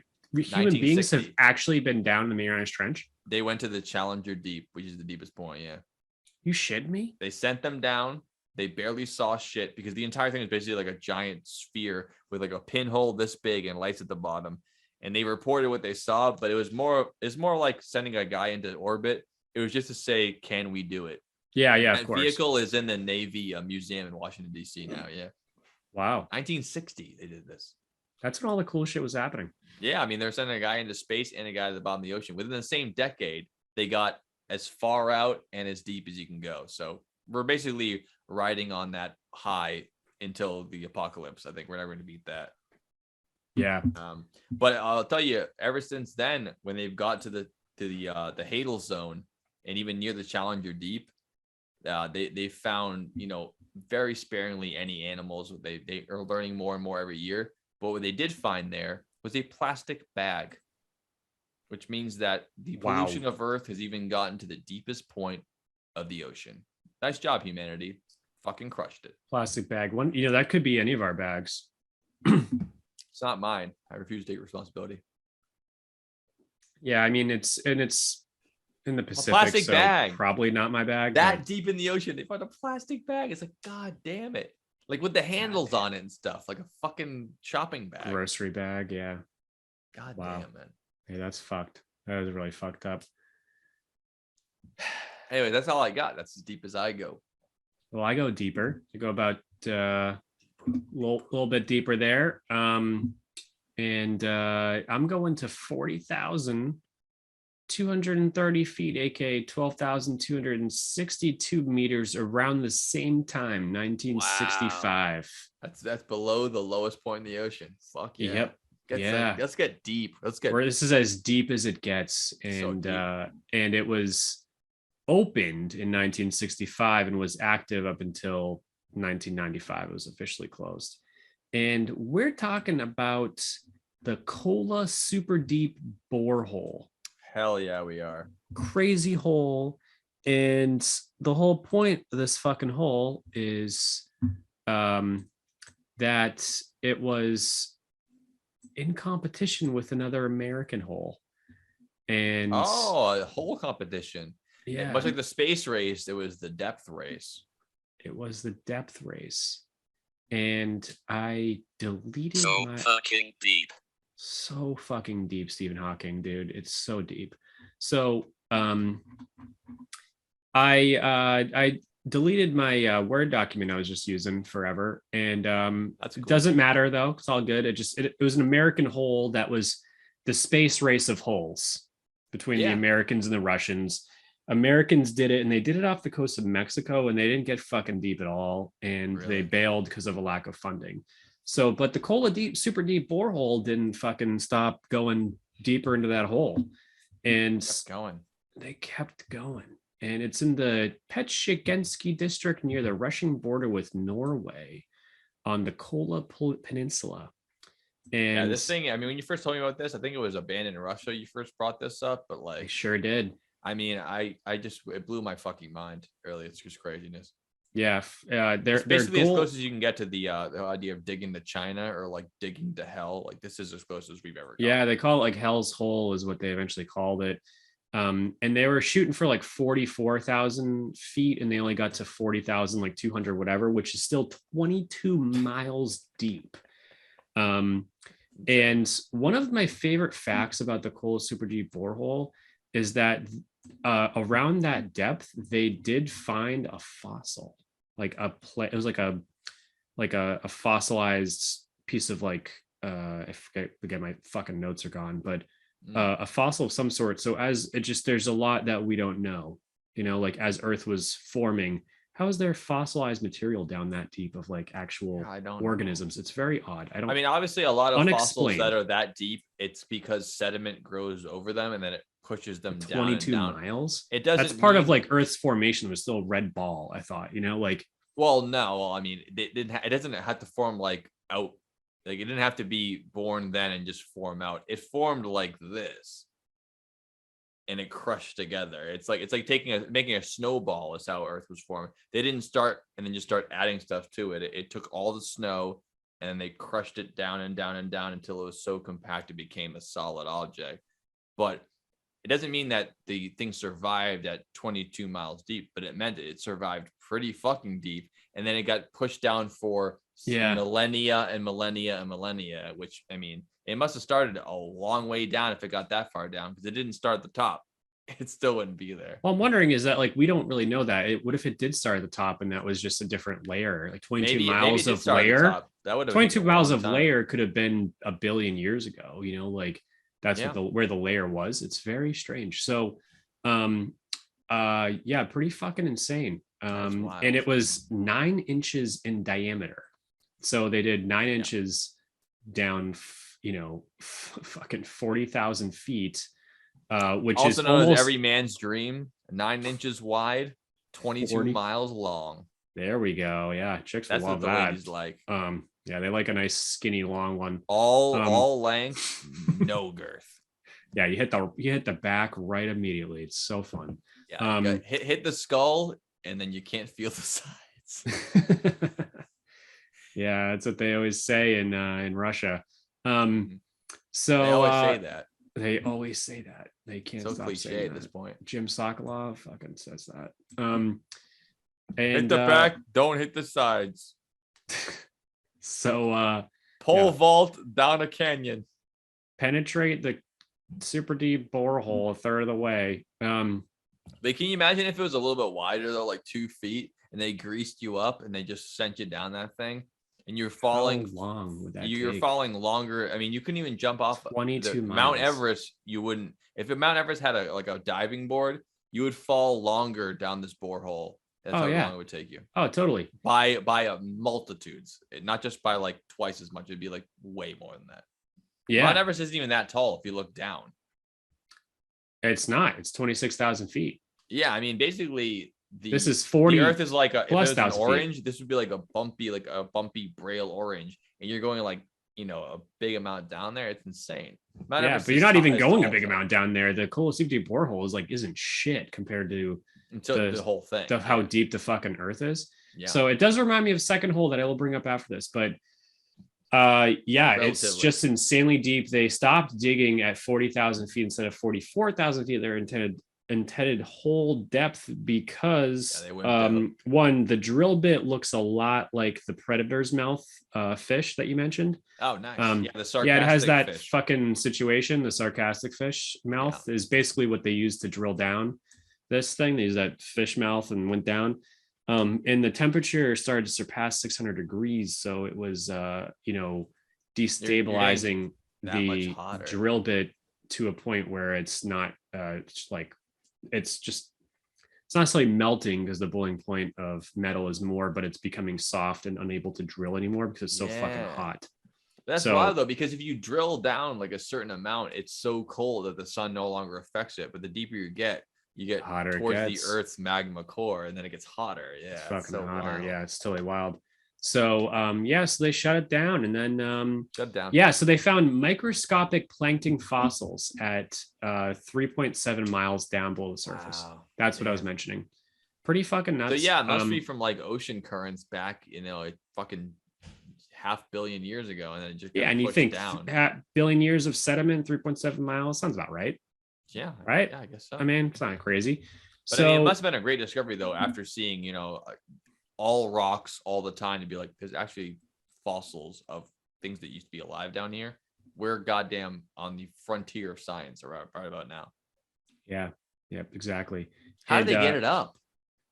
well, they do it in sections. I don't know if you watched Curse of Oak Island. They put down like Yeah, I've seen that, but on Oak 30-foot Island, they don't go sections. 44 miles into the fucking ground. It's a little no, but they more just of a reverse process. it and they start pulling up, taking those sections out, unbolting them, Wow. unbolting them. That's crazy. And so I, as mentioned, the United States project, it was called Project Mohole. Not kidding. Like Mohole, MOHLE. And it did go through water first. And they fucking It's an easy way to take a shortcut. I mean, it's a lot easier to get through water.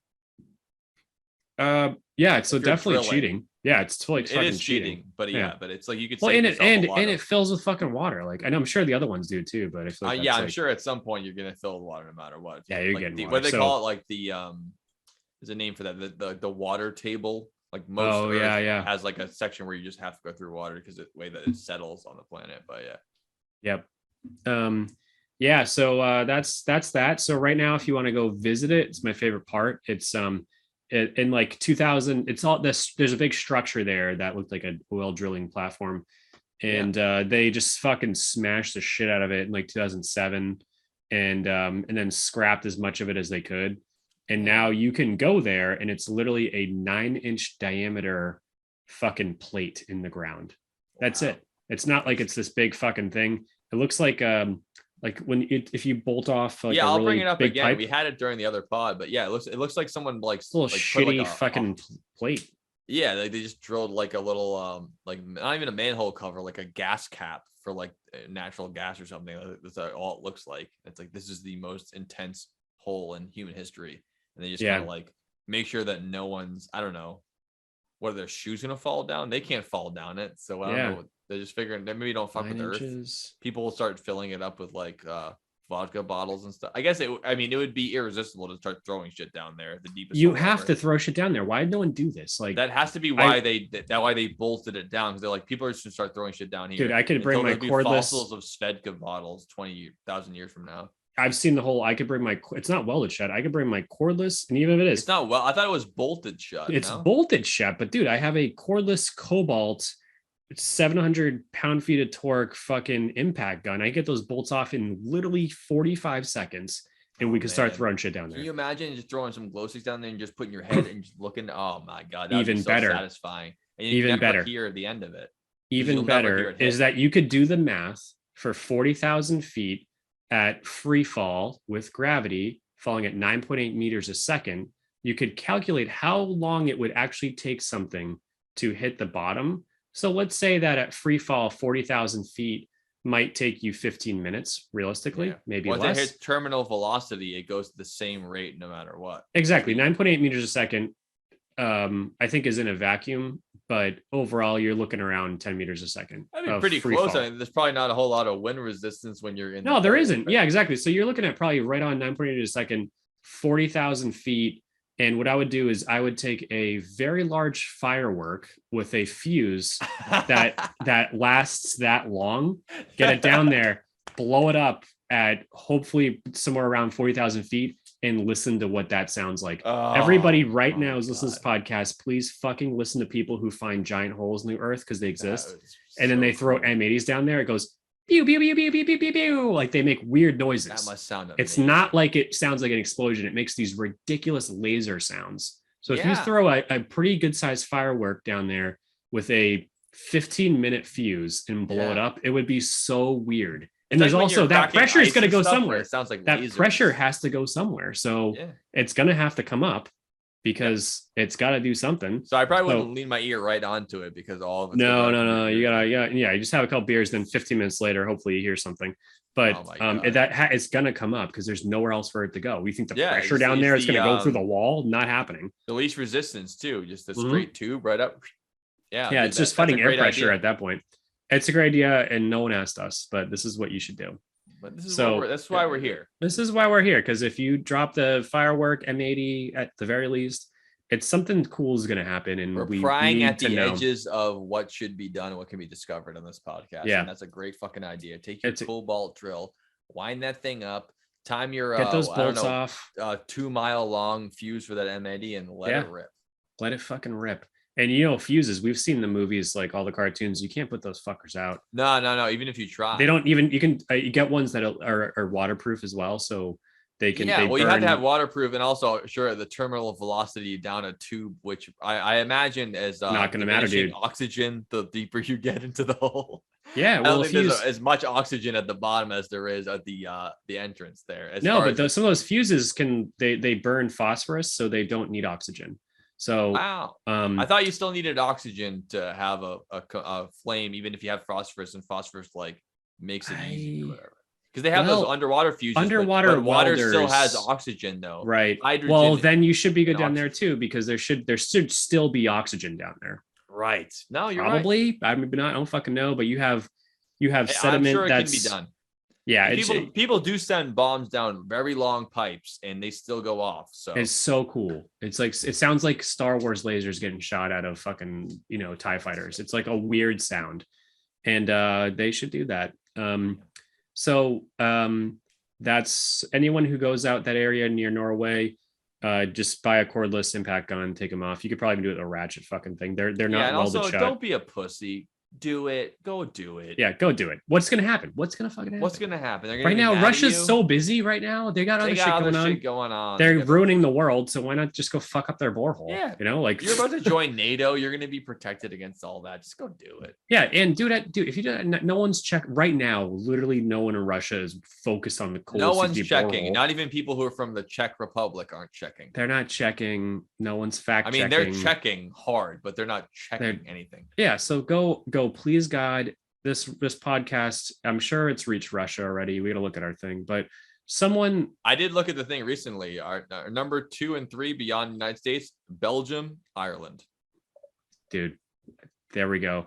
You guys are close. So the Belgium and Ireland folks, You guys are a little bit closer to Russia than we are. Go drop fireworks down the Coal Sea borehole, buy a cordless impact gun, get it done. And if it's welded shut, buy a cordless fucking Sawzall. They if make you're them already now. there, They're like $80 for a Deutschmark. You know what I mean? Yeah, at least. And if you can't do a 2-mile long phosphorus fuse, as long as you can. As long as you can. Yes. We're not asking for the bottom. Just as long as you can, because the sound will go both ways. It'll be weird. It'll definitely sound You ain't gonna lose. Also, you could do a live stream. The only way you can lose is GoPro, by not trying. Yeah, live stream GoPro with lights on it. You know that'll go down as far as it can go with its signal. There's the radio signal coming out of it. It can be done. A lot of things can be done with this. We think you should do it. So I'm begging you, please. Yep. So our Belgium listeners and our Ireland listeners, just fucking make it happen. It'll be fucking great. So last but not least, my next hole is a theoretical hole that came from a movie that came out. Well, one, Journey to the Center of the Earth is a fucking great movie from the 50s. I highly recommend you all watch it. It's great. The dinosaur scenes. I'm surprised it didn't come up earlier, honestly. Well, because it's so great. I've seen it 1,000 times. The dinosaur basically scenes, it's your two best movies. Journey to the Center of the Earth and 20,000 Leagues Under the Sea are both highly involved in this podcast. So good. And Center of the Earth is a great goddamn movie. There's a weird chicken scene. And then at the end, they go to a crazy island, and there's like dinosaurs because they go to the center of Earth. And this, yeah, dinosaurs, but it's the 50s, Hitler's so they're just there. Giant they're lizards that they blew up, well, like made bigger in the 50s technology. It's just really funny, but it's a good movie, anyways. But I guess what it is, because I already think it's just I thought of this too, where I was gonna bring it up. The next movie I'm referencing. Yes. You can guess, yeah. You think I'm wrong? I might be wrong. I don't know. You could be, but you might not be. You might be. I was gonna say it's The Core. No, it's not. No, but that movie was great too. They had to build a vehicle to drill into the actual center of the Earth to restart the Earth's core because it was no longer spinning and the magnetosphere was dying out. And that I gotta watch that movie again. Aaron Eckhart, and they used a material that we brought up in this podcast before, which is called unobtainium, which is the sci-fi equivalent of don't worry, it won't burn up when it gets to the hottest place on the planet, and it's fine. I thought that's what you were gonna say. The Core, definitely awesome. I need to watch it again. It's been 20 years since I've seen it. Yeah, so you can take the super deep borehole and you have to multiply that by like 100, like you said. Like and then you have people walk down there. Yeah, they're like walking around the outside. I remember it. So yeah, it's not gonna happen. No, it's called the China Syndrome. China Syndrome. I have heard of that. I haven't seen it though.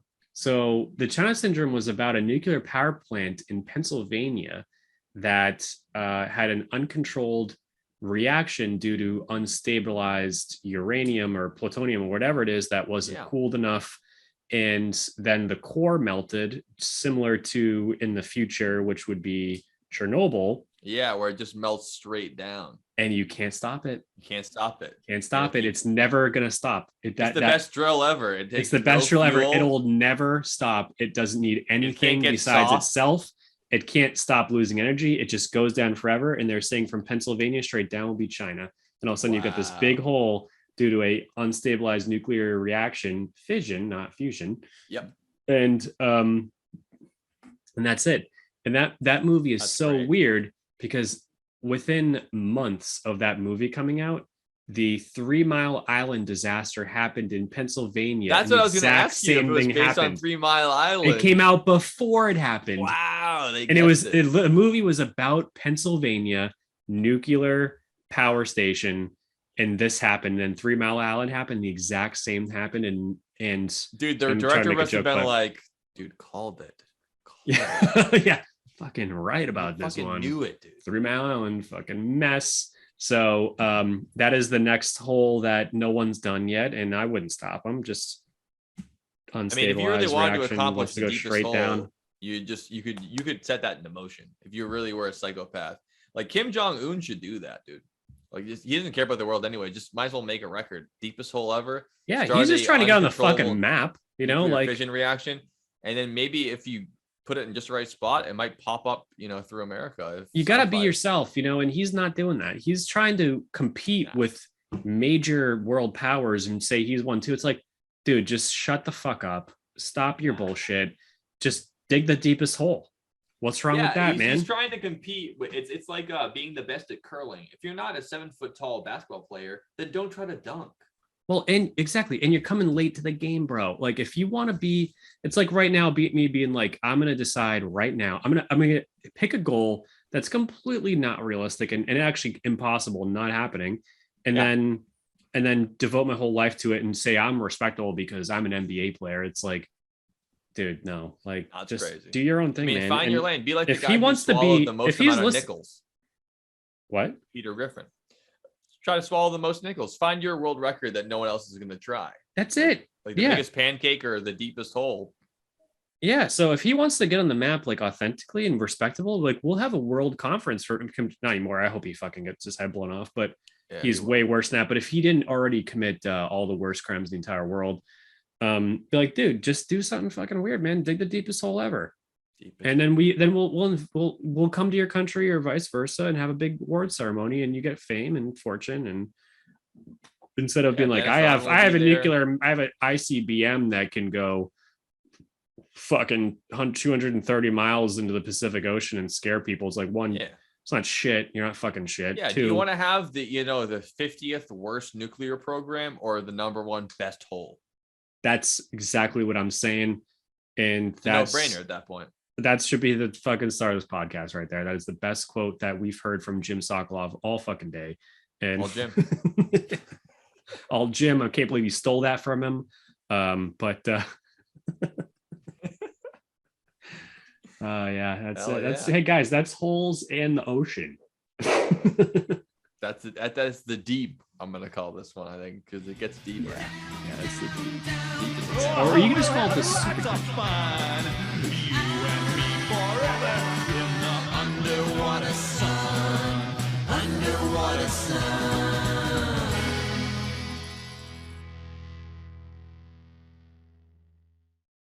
Recording in progress.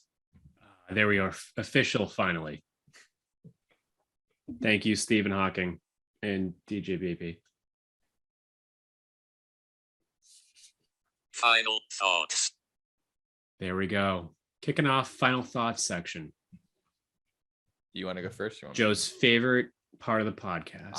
It's my favorite part. Fucking love this part, dude. Fucking hot. Favorite part. So fuck yeah, dude. Fucking shit.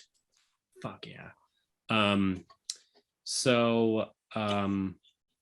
always find podcasts and people who do the like girl noises like oh yeah and fuck yeah and all those like moaning really funny. I just don't have it in me. But that's a good time for that. Yeah, for sure. Yeah. So final thoughts, man. Dude, people, I can't express my enthusiasm for really deep holes. Same here. In a way that I can even convey over a podcast. I just can't believe how deep some holes are and how deep some things are. It's hypnotic, really. Yeah, it's captivating, hypnotic, unexplored. So deep. Like it's so deep, dude. So like fucking deep. Every time I there we go. Yeah. Every time I like kayak over a shipwreck or something that's only like 30 feet deeper than me, it's terrifying. Like the true scale of the depth beneath the depth and then things down there. Everything deep. It's unnatural for humans to think about. We're born to be like ground, maybe tree is as high as it gets. To be looked down that far, it just feels uncomfortable. Yeah, it's crazy. And like in an airplane looking down doesn't really freak out because it looks like a thing, but like it looks like an image or whatever. It's because when you hit the bottom of an airplane, it's where you're from. But then when you go below that, it's all uncharted territory. Yeah, and it's scary. And there's like no safeties. Fucked. It's like it's bad. I mean, go watch U-571 when they have to evade depth charges. Yeah. And for those who know, those are they're literally barrels that you'd originally put dead bodies in. They would put explosives in. So it would sink far enough to explode. But they'd have a barometer, which is used to measure pressure.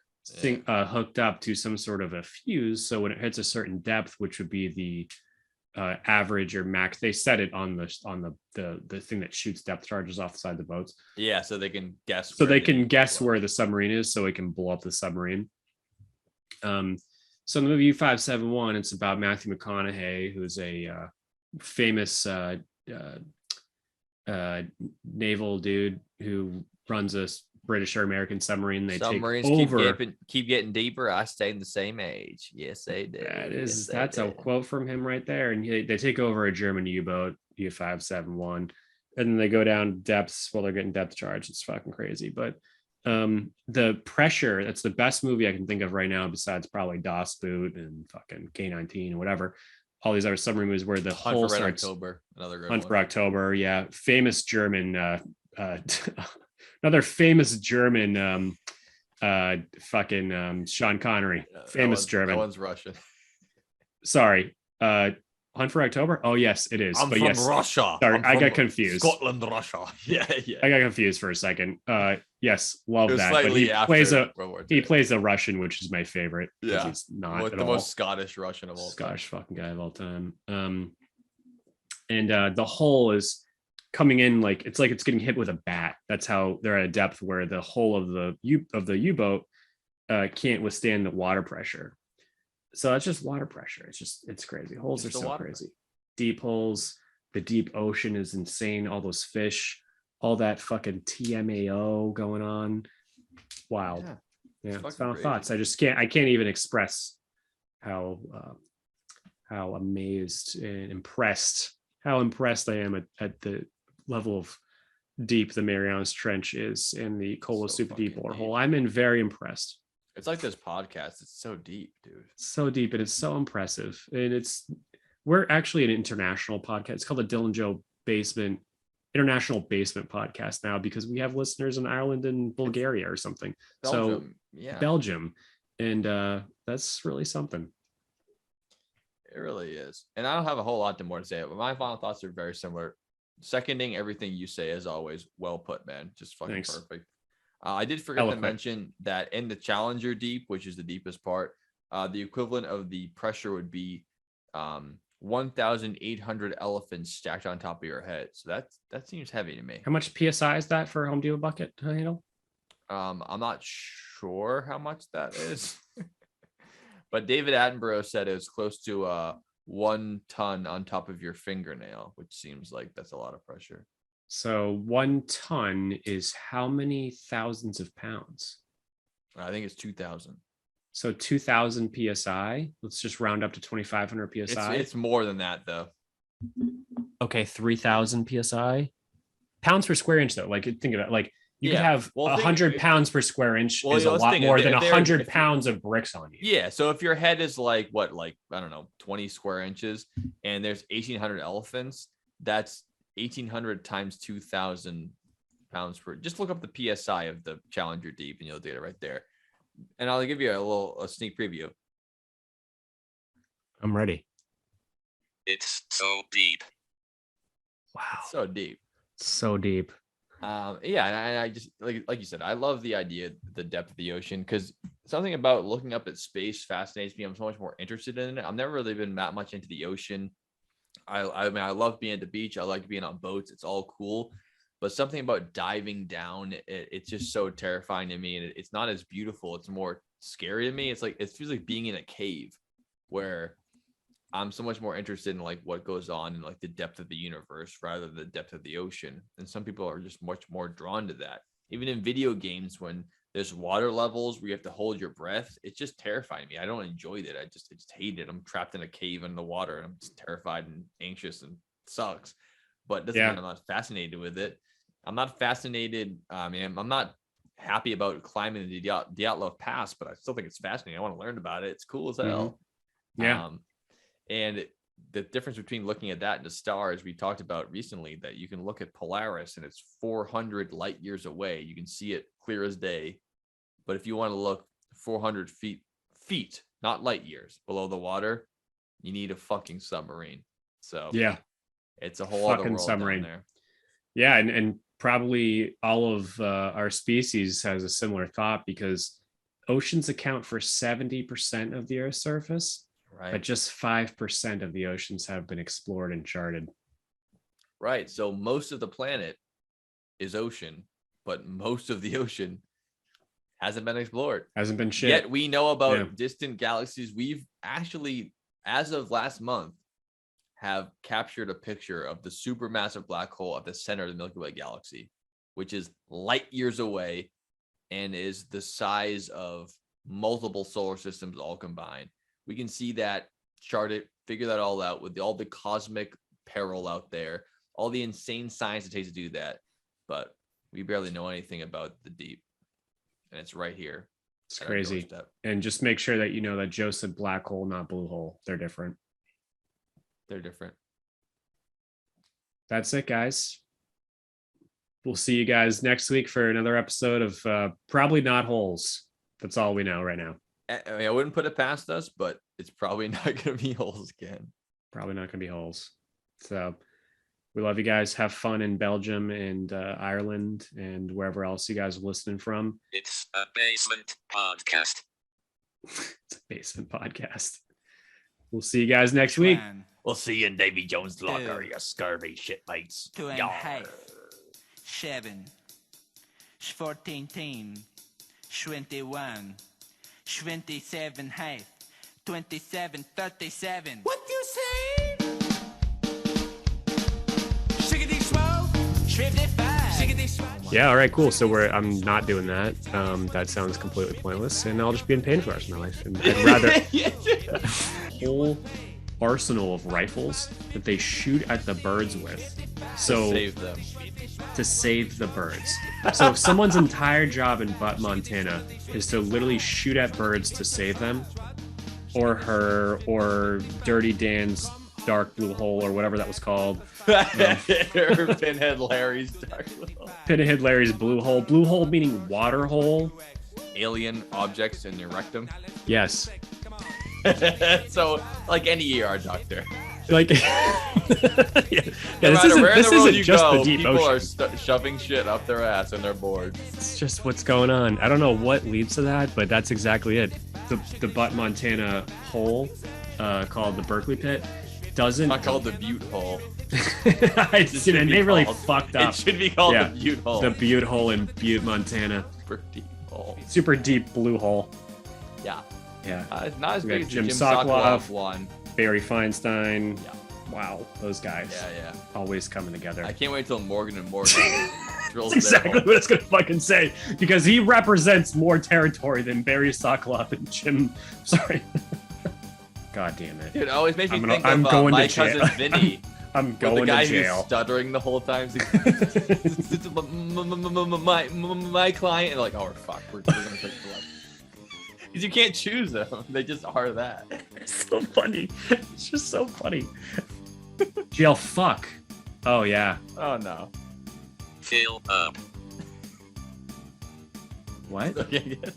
No, I can hear it. I just am like really bad. Oh, he with said ears. fill up. Fill up. Fill up my blue hole, daddy.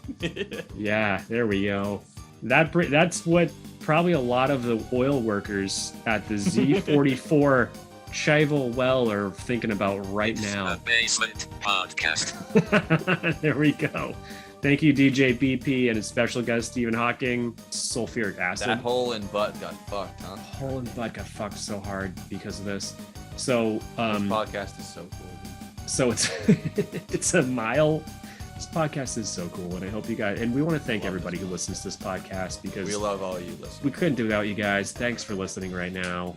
Talking about buttholes right now in Montana. Yeah, with an E. But yeah, with an E, 2 T's and an E. Is that I choose who's the boss, not someone else. And Who's the so- boss? Tony Danza. Put it on the pod.